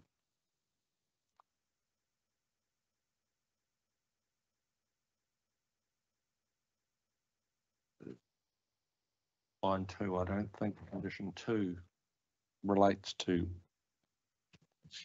submission of an outline plan anymore,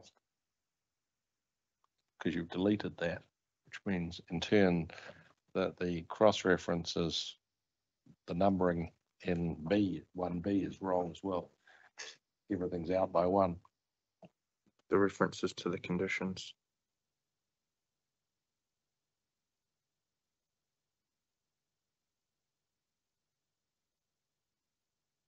Okay, I'll double check that. Conditions to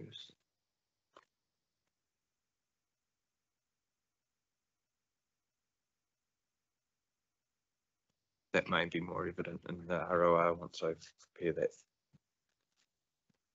track change version.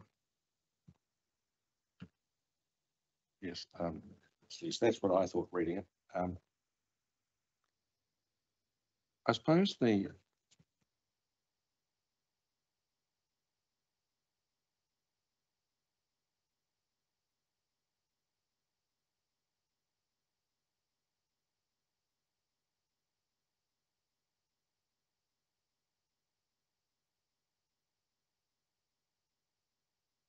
question I had was about your fundamental point is that saying it's more appropriately determined by the requiring authority. And this may be just the way you've expressed it. And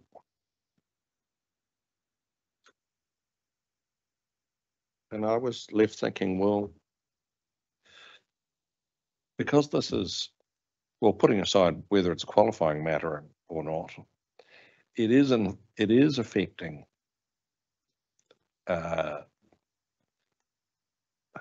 urban capacity by inserting a while discretion.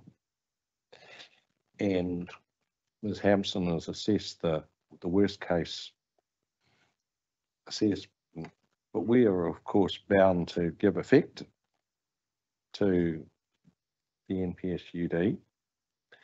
And so is it a matter of our leaving it to the requiring authority? Do we not have to make our own call about whether, as I putting aside the qualifying matter or no, whether the effect of this, whether given the effect of this designation, we are giving effect to the NPSUD? Can you provide me a para reference just? Oh, sorry. Concept? 323. So what you said is the necessary height trigger is most appropriately determined by the requiring authority. I guess that's probably more in the context of, as opposed to myself having the information to make a recommendation to you.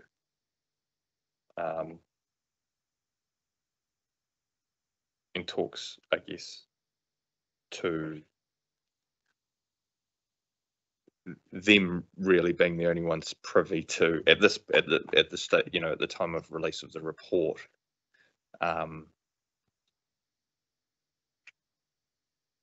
why a certain allowance of a penetration is acceptable compared to another. So an 8 versus a 3 type scenario. Gotcha. And sorry, an 8 versus an 11 scenario. In summarising my understanding of what you said in opening, having now got that technical information, you're comfortable with their reasoning. Is that fair? I guess through the process of towards supporting or agreeing with the requiring authority in a really broad sense, because of the need for an OLS and that there's not a better alternative to achieve what they need to achieve. I think there still remains just one question that I think it would be helpful to kind of tease out around the safety implications of the difference in those height allowances when they do penetrate.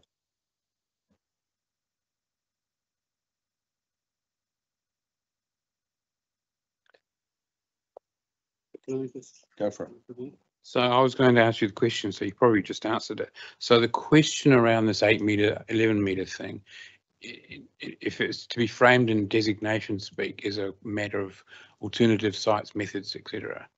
Is it? That's the question. Have they adequately done an alternative sites, methods, or it's a method analysis of it?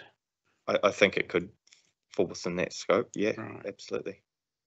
And to go back to an answer you gave much earlier, you're not personally satisfied that they provided that full assessment in terms of the safety compromise that's been referred to?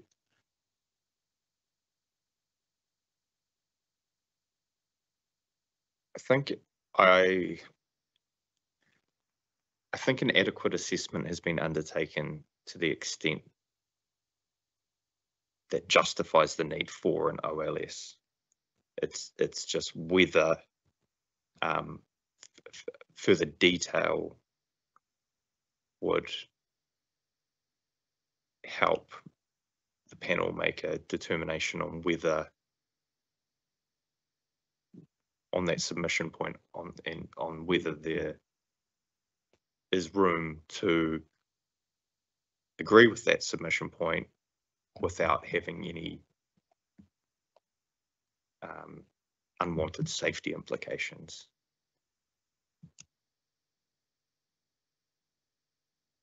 Thank you. One final question for me on airport. Your response to the Strathmore Park Residents Association submission.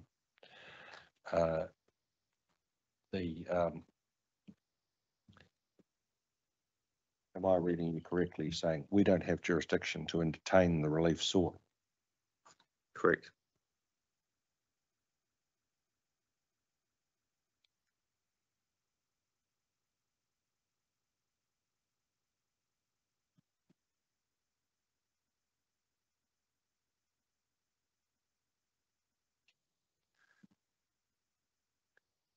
Mr. Black, any airport connections? Right. We'll see what we can see talking to. Okay. Go to Greater Wellington. We talked about mapping earlier, so we picked up the only question I had. Commissioner Lords, anything for Greater Wellington? Robert? Oh, just check. Oh, I think I might have.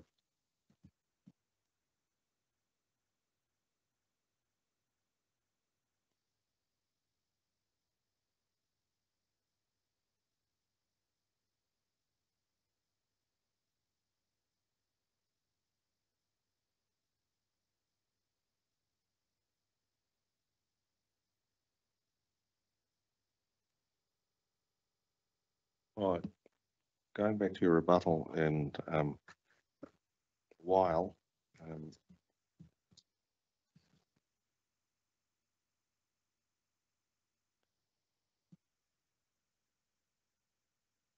your paragraph 27, you're expressing concern here.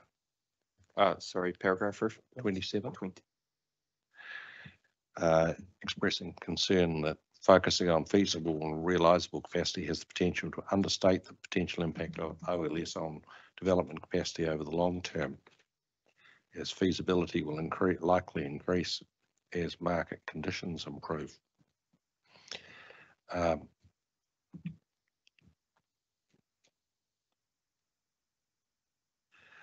Question, perhaps rhetorical, is that if feasibility increases, the gap between supply and demand is going to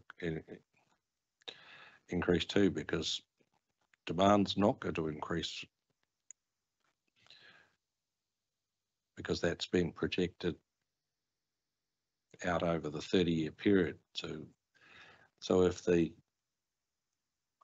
level of feasibility increases, the significance of the restrictions on the ability to meet demand is going to progressively reduce, it seemed to me. So I wondered if there was anything in the point. That's the punchline.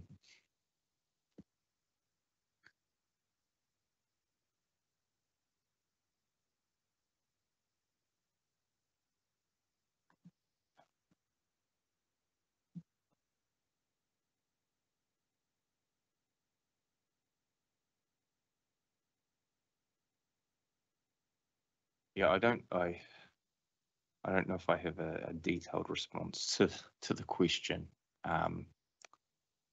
Well, it's mired in the economics or the or the methodology by which those Mr. Osborne's model. So I wonder if I just ask you to think about that, and because I appreciate that catching you cold with a question about that detailed methodology is probably a little unfair. And but it just seemed to me that while it's an observation, the observation that feasibility will increase is certainly a potential, and maybe it will likely increase. You'd hope it will, because that means that the economy is improving. Economic conditions are improving generally, but it's the question of, well, what effect does that have on the ability of the plan to meet demand over the 30-year period is the one I'm interested in. So I'll leave that one for you to ponder. Sure, thank you.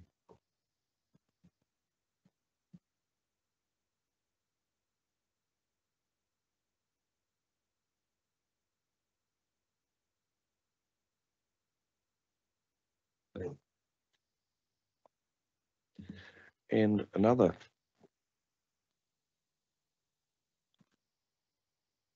perhaps possibly unfair question, but I'm going to ask it anyway and see what you say. As you confirmed, you rely on Mr. Whittington's advice that you don't need a qualifying matter analysis or evaluation. Given that this designation is in part an existing provision and in part an extension, do you think if one were required, all of the material for a qualifying matter evaluation is on the table? Given that it doesn't need a site-by-site analysis, because it's not an other matter, it's a identified qualifying matter if it's in a qualifying matter. I think it probably would be, in terms of the evidence and information provided by the requiring authority through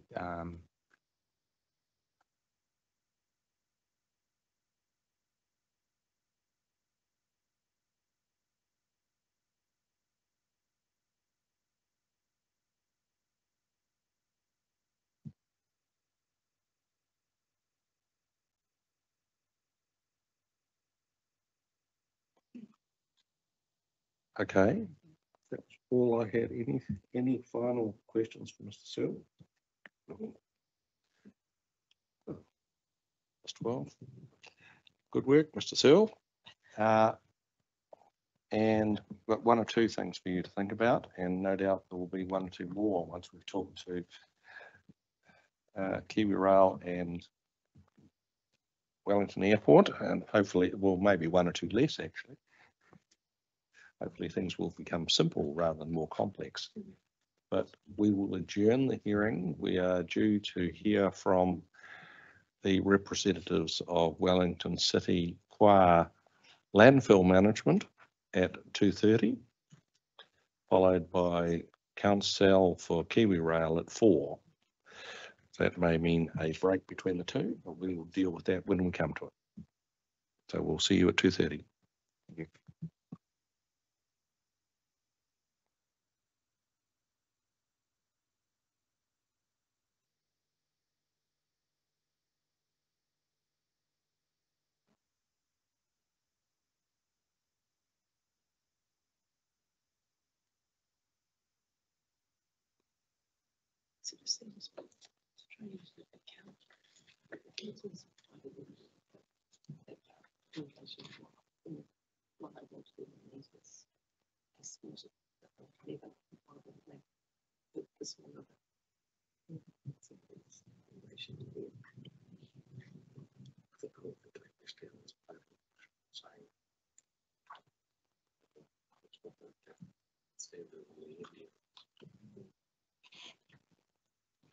in terms of the effects there, it's only one thing to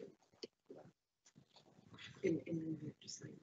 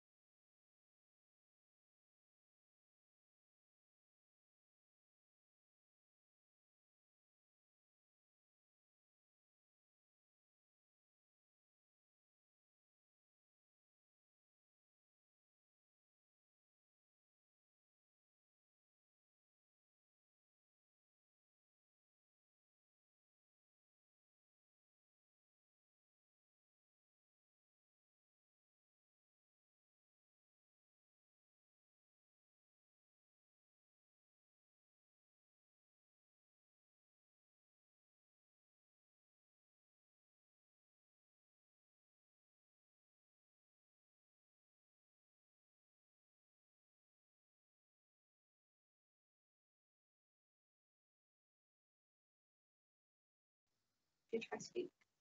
Hello.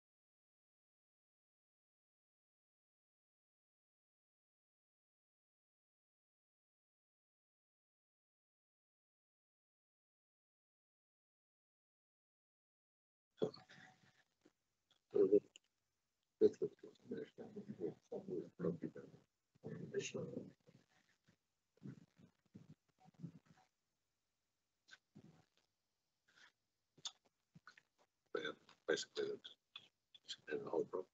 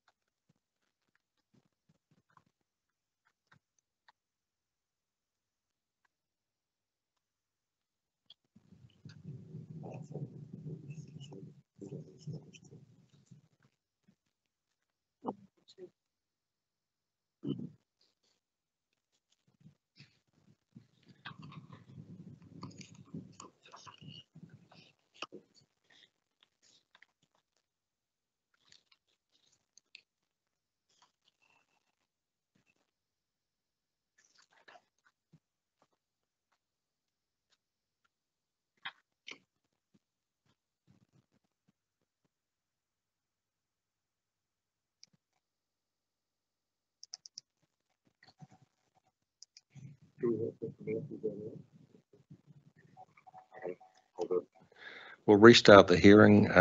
We're here to hear from Wellington City in its capacity as requiring authority. We have one virtual presence, but only a voice. Hopefully, only a voice. Hopefully, a voice, but no picture. From Mr. Matthews, enjoying Hawke's Bay. Hopefully, the weather's better than it was when I left there yesterday. And Sir, you get to introduce yourself. Hi, can you hear me okay now? Yep, I can hear you. Thank you.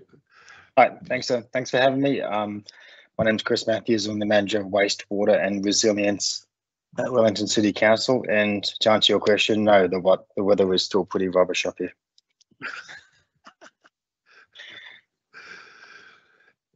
And I'm Darren Hoskins. I'm the Wellington City Council's landfills manager, based at the Southern Landfill.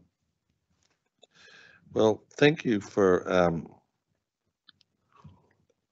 joining us, gentlemen. That I think that the purpose of me asking you to join us is so we could get a better handle on what you were talking about, Mr. Matthews, in your brief statement. And so we've been presented with the stage map, and also a map. I'm not sure what it shows. I think it's the CCTV map.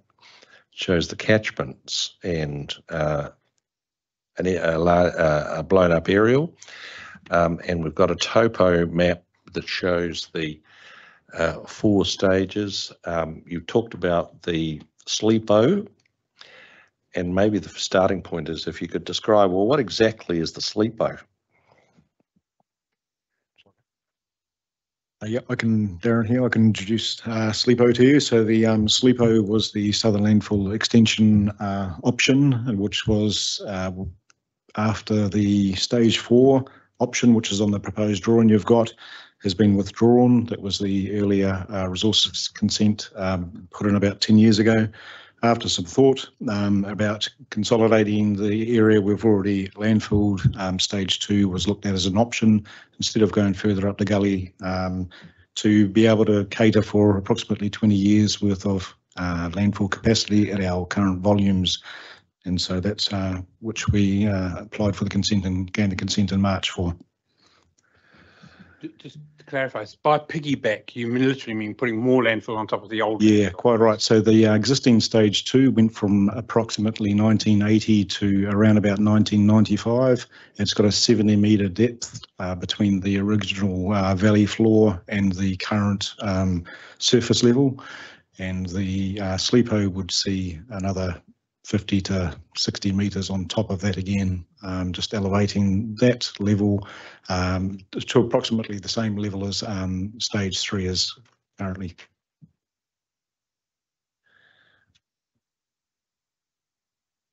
You mean same level, same elevation? Quite right, yes, same RL level, yep.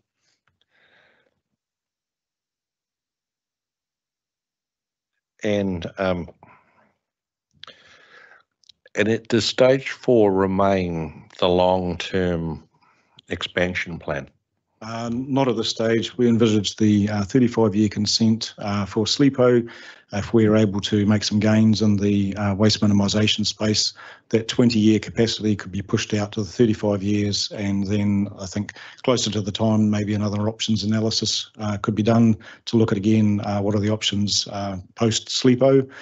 There was an options analysis done in 2022, and the only other options it came up with was waste to energy, which isn't really at the stage where we'd invest in that just yet, and also export of to another landfill. So that's why SLEPO was chosen to be the best technology at this stage.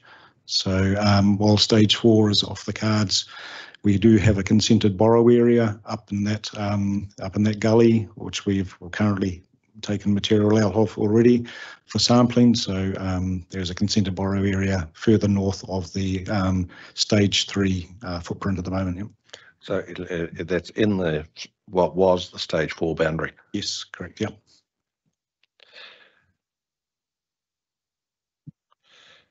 And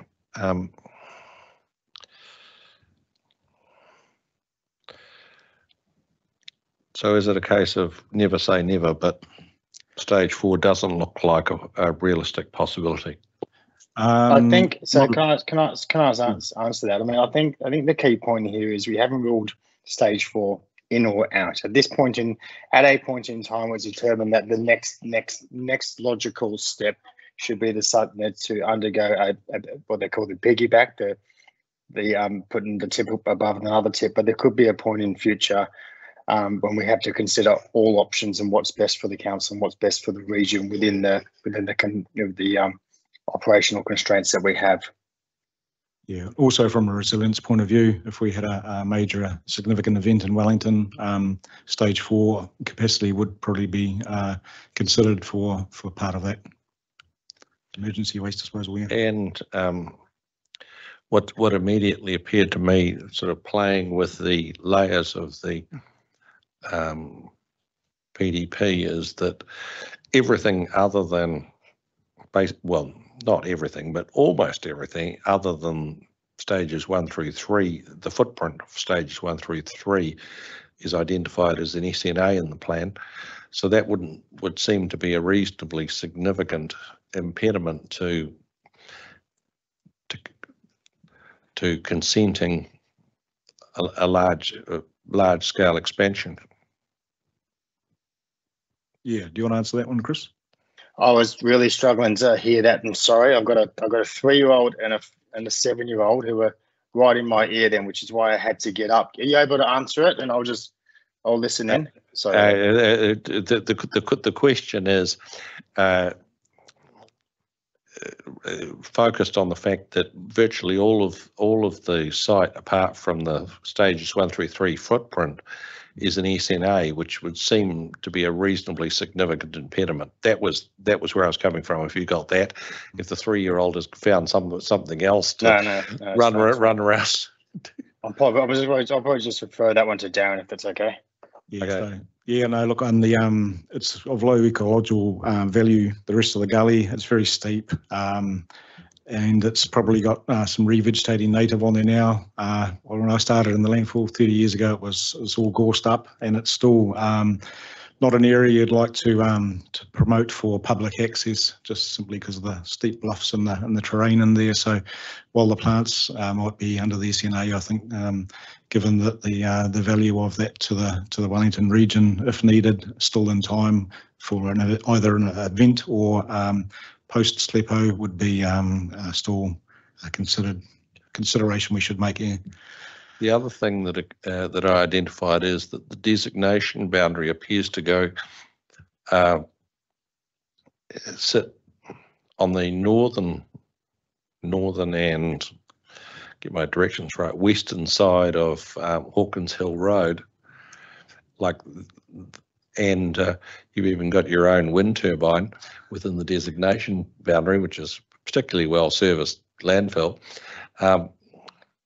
What's the rationale for the designation boundary not following the road? As far as I was aware, it does follow the road. The boundary's on the southern side of the Windmill Road. There's the Barking Emu mountain bike track, which is just down below our boundary at the north there.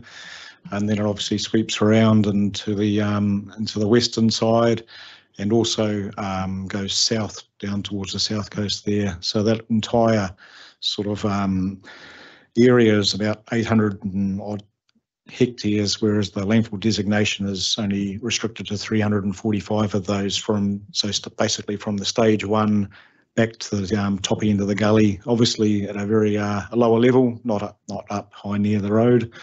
Yeah, that's my understanding. So the active landfill is about 360 hectares, you said? 345 hectares is the designated landfill area. Oh, designated. Just looking at the planning map, Oh, yeah. it looks like the entire property Seems to be is designated. designated. So you mean designated landfill as in staged Yes, correct. boundaries, Sorry, not the yeah. entire site? No. So the whole site's obviously designated since the 70s for sanitary purposes, but the active Designated with a small d.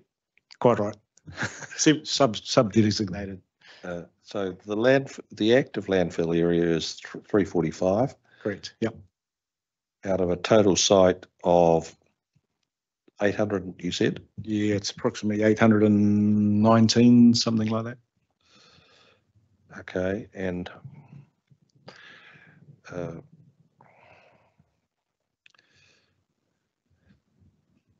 that my reading interpretation of the electronic map, is that there is the formed road, and then there is is it a bike track or a trail? Yep. The Barking Emu. Yep. The Barking Emu, above it, and I thought that the designation boundaries followed the trail rather than the road. Is that wrong?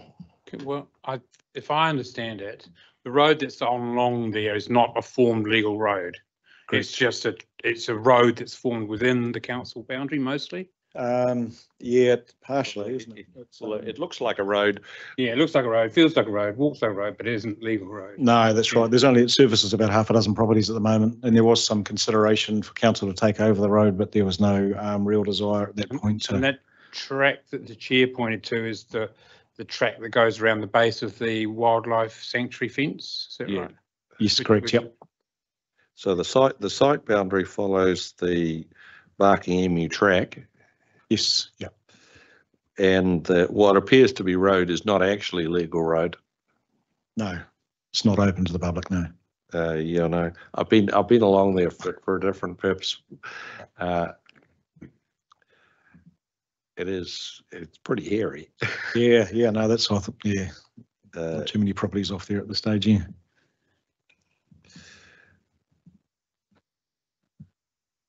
And I suppose that the $1 million question is, Mr. Matthews says, well, it is in the never say never. You haven't ruled stage 4 out, but why do you need such a big area to be designated?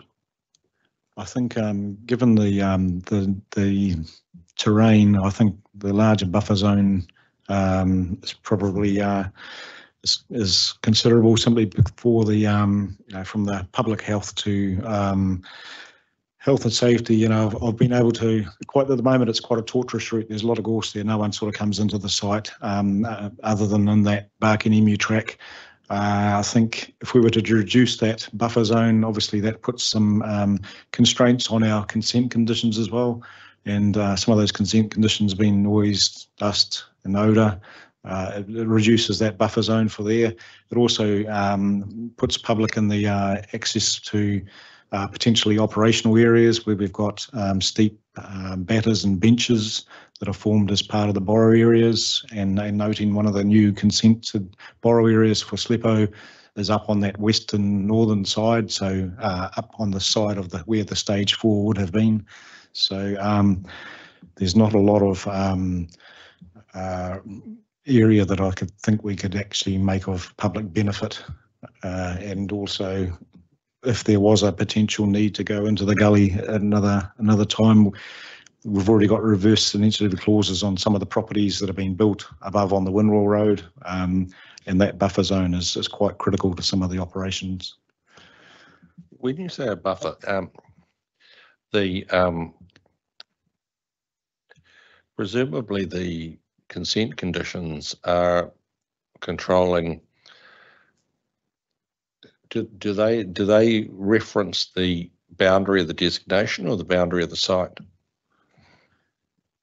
So the boundary at the site here, site boundaries. So any objectionable odour beyond the site boundary or noise. I know we've got a neighbouring landfill over to our west and over to the east, and that's that already has a lot of noise complaints coming through from the neighbouring properties surrounding that valley. So from your point of view, even if the designation were contracted, you'd have to keep tight hold of the land access for that purpose. Yes, yeah, yep, correct.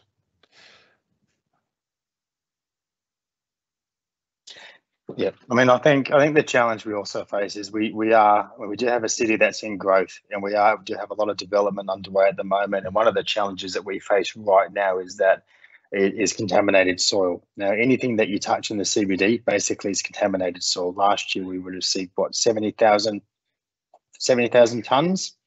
And the challenge that creates is we have to dispose of it in a landfill like the landfill that we have now. So whilst we haven't made any decisions about what a future may look like, we need to be mindful of the growth, of the fact that there's 3 landfills in the region. You have ours, you have Spices, which has they have a fair few odour complaints at the moment. That's excuse me, challenges for them to get their consent. And then you have the one in Hutt City, which is also has some capacity challenges. So I'm not sure if we're in the right position right now to make a decision that has such strategic impact to our city, which is why I'm kind of saying we're not sure if we need it, but I'm not sure if it's the best decision at this point in time to rule it out. Also, we just don't have all the facts at this point in time. Okay, I'll ask my colleagues if they have any questions. Mr. Schofield? I think we're good. Thank you, gentlemen. You can go back to the children, Mr. Matthews, and enjoy your holiday in the Hawke's Bay. Sorry to disturb you.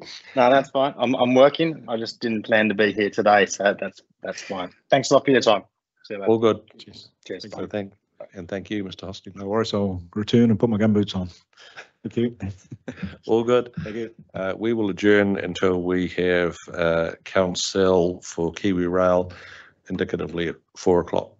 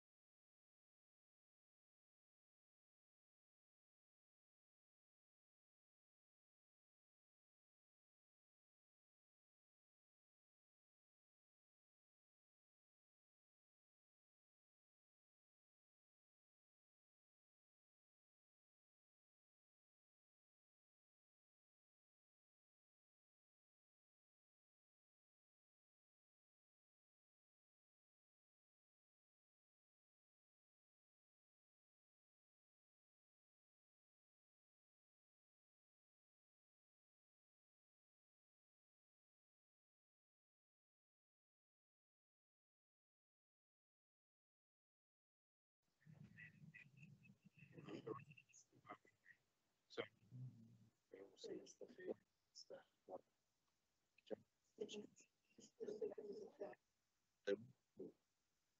discretion to develop.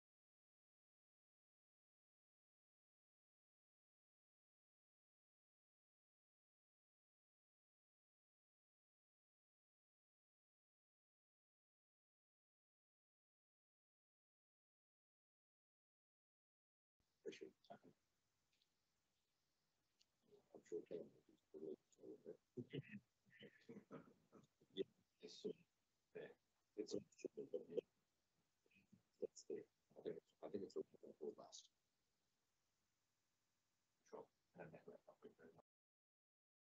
Sure.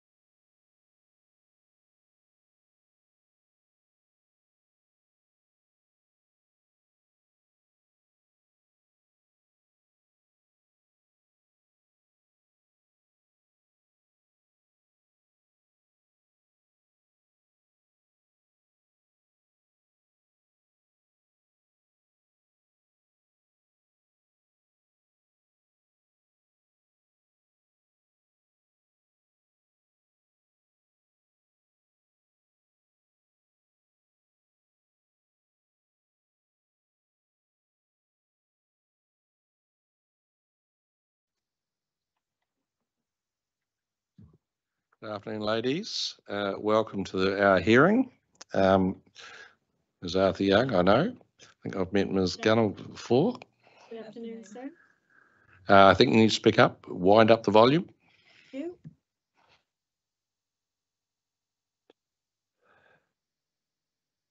How's that, sir? That's good. I should brief you what we've been up to in your absence. There, thank you. We've heard from the reporting officer. We've asked the reporting officer a number of questions to get our heads better around the nature of the issues. We agree that we need a process where KiwiRail provides us with more information. I was underwhelmed by the suggestion that a process might take 2 months. I'm open to negotiation, but it seems to me that we need to scope the problem. As we understand it, listening to the reporting officer, what the council is telling us is that it is not clear in the council's view whether the current designation, KiwiRail designation, or in fact it's designations plural because a number of designations are being collapsed into one, whether the existing designations are strata designations only including the tunnels, or whether they include the land over the top. It seems to me that this is a relatively discrete inquiry in the sense that KiwiRail needs to go back into the records, starting with the notification of what is now the ODP. If that produces evidence that it includes the supervening land or doesn't, then that'll be the end of the matter. If it's ambiguous, then you go back to the previous plan, but there aren't that many plans. A quick Google search from one of my colleagues suggested there's one in 1959, there's one in 1985, and there's the current ODP. And if all of those draw back blank, you're then into circumstantial evidence like, has anyone ever asked, and has KiwiRail ever given its approval for anyone to build over the top of one of its tunnels? That won't be decisive, but it'll be an indication. So that if you can come up with evidence from one or other of those plan processes that that nails it one way or the other, if it nails it that it includes the land, then it's a very simple exercise. Can you just rolling it over? If it doesn't include the land, I think you're going to need to make an election as to whether you now want it to, and you're going to need to give us some more evidence to justify that position, because it's a material constraint on the landowners over the top. And in between times, it would be helpful if you could give us and the council officers some information, like how deep under the ground are these tunnels? How far, like, are they 100 metres or are they 10 metres or something in between? Because in practice, if they're very deep, the chances of anybody doing anything that's going to affect them are very low. And if they're very shallow, those chances are very high, and something in between. So that is the situation as I read it, and I'm inviting you to, giving you the opportunity to tell me, what am I missing? Thank you, sir.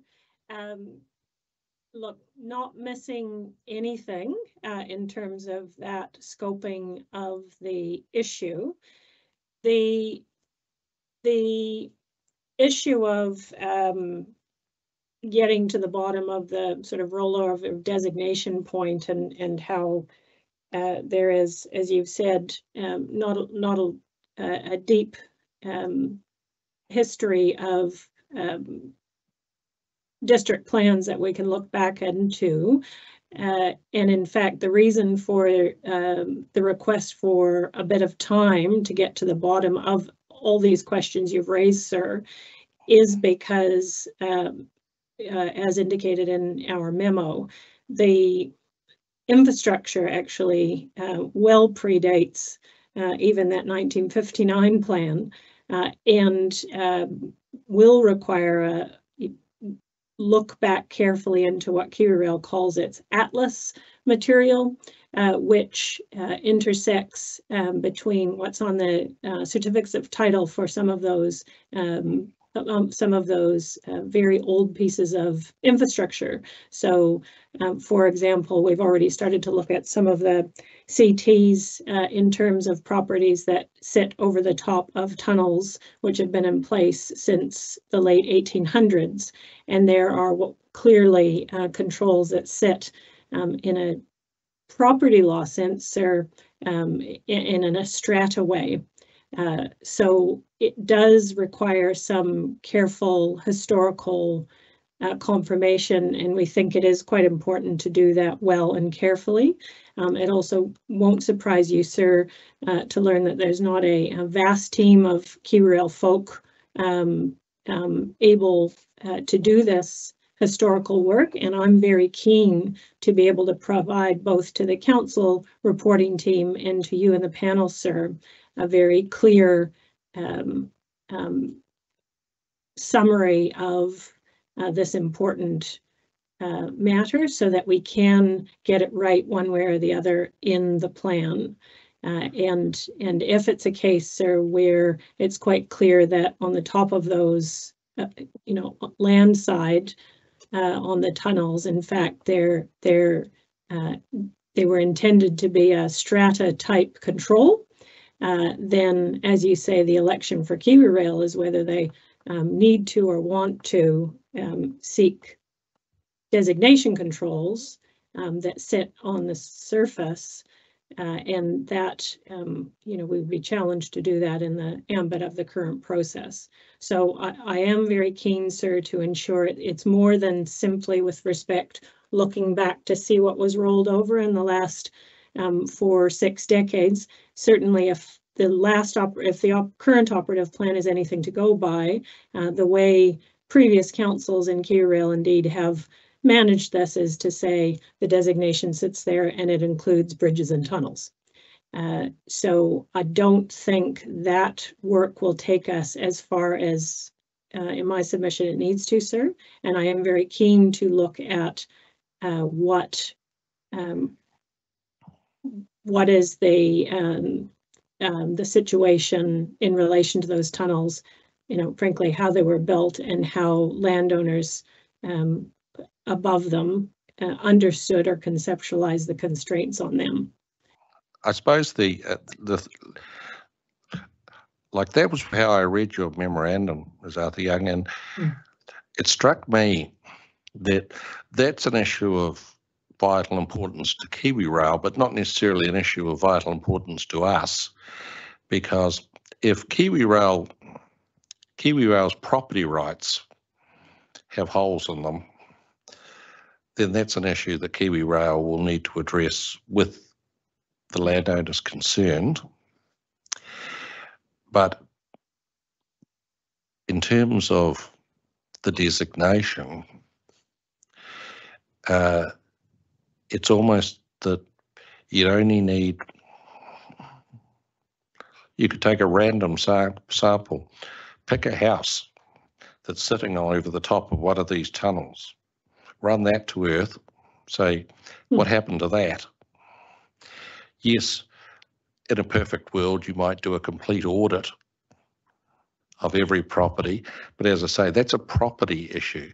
In terms of the plan issue, you're accumulating circumstantial evidence. If as you say, the plan, going back into the plan process is ambiguous, and doesn't solve the problem, I'm not sure that the property history, like it'll only ever give an indication, it won't nail it.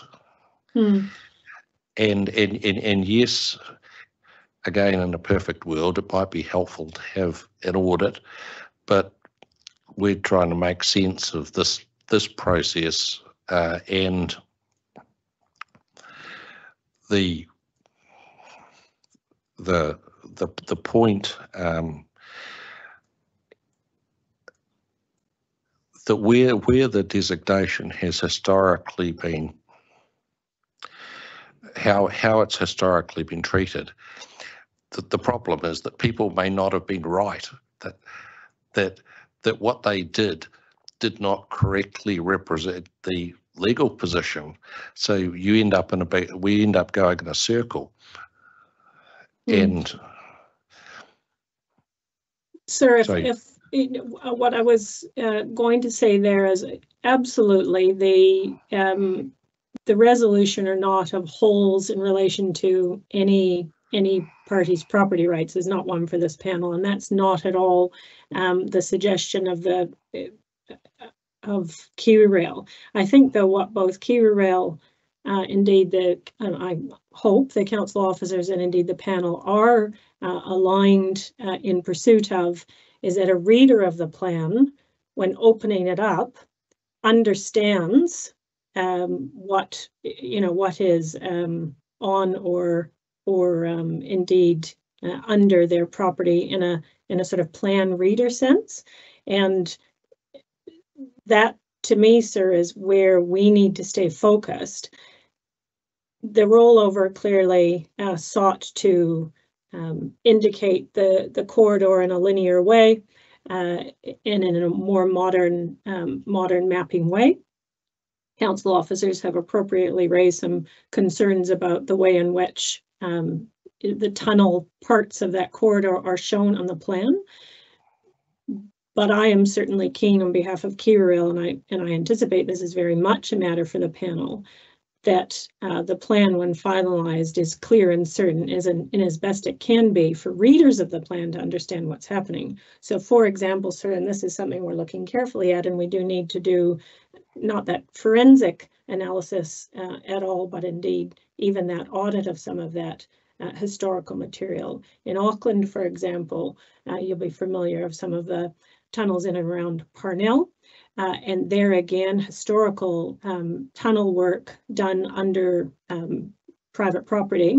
There are historical title restrictions around a sort of strata depth, 40 feet below the ground sort of stuff. And it's shown in the unitary plan as a notation. It's very clearly for a reader of the plan shown as a sort of strata designation, but then takes the reader of the plan to a note which explains then, you need to go look at your title, which tells you have to go talk to KiwiRail if you're doing something beneath 40 feet beneath your house, for example.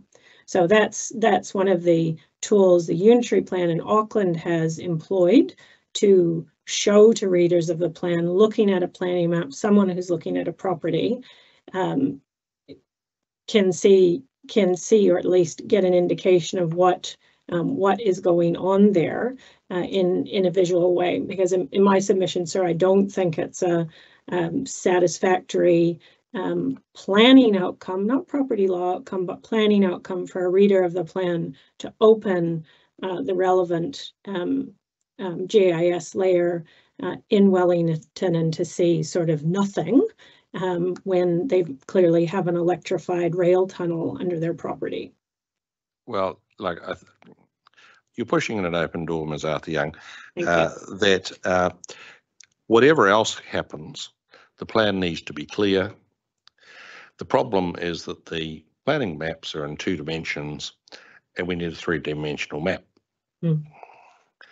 But the starting point to providing that clarity is to understand what the legal position is. Does the designation just apply to the strata, or does it apply to the land over the strata? And you'll if you haven't got the message already, I need to make it clear. I do not want to just push this off to the wrap-up hearing. The point of the wrap-up hearing is to pick up loose odds and ends, not to deal with complex, substantive issues from the start. Now, if we haven't got to the bottom of it, we may have to schedule a wrap-up of this issue. But I want to use this hearing and this panel's understanding of the issues to get as far as we can. I think my proposal is that I'm not going to give you 2 months. What I would like to do is for you to report back in 2 weeks. What have your researchers found? What are the holes that you're still chasing down? We're basically a status report. Right. Thank you, sir. And that because I want to get to the position of, like, I can understand that if the previous plan processes are not clear, KiwiRail will look at all other avenues because it's clearly going to be a lot easier if it can establish that the designation already is not limited to the strata. But I want to get to that position and say, is there a clear answer? Is there an unclear answer? If there's an unclear answer, how do we make it clear? Do we go down the track? Well, is KiwiRail, not we, is KiwiRail going to go down the track of, well, if in doubt, it does want to expand the designation, and the next question is pursuant to what conditions? And because I broached with the reporting officer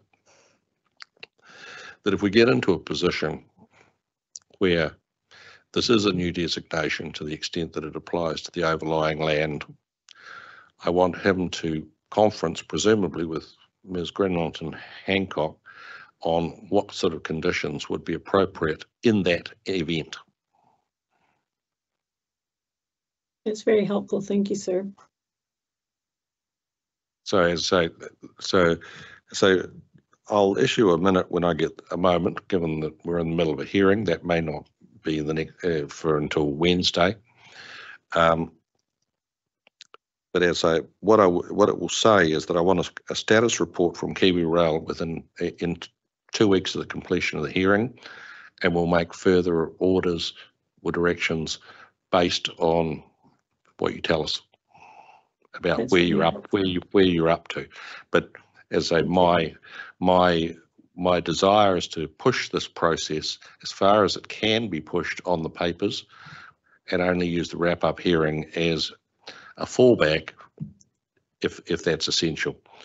Among other things, if it goes into the wrap-up hearing, I have to get four more commissioners up to speed on these issues, and I'd prefer not to do that because that's just going to take a lot of time as well.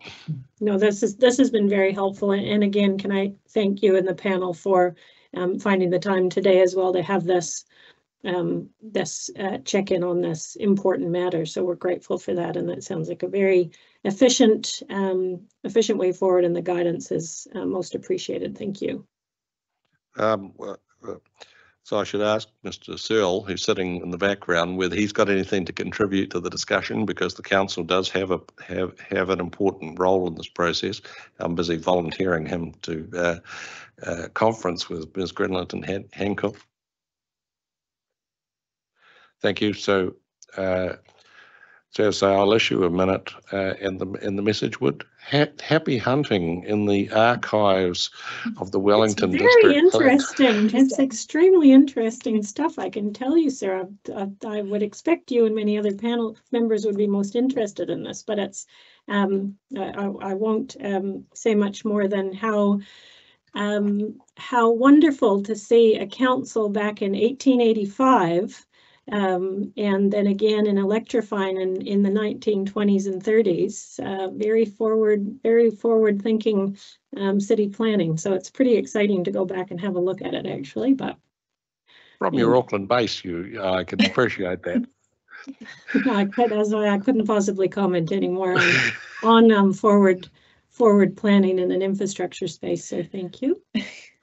That's great. Thank you very much. Thank you, ladies. We'll roll forward on that basis and we'll see what we can see. Thank you, sir. Thank you.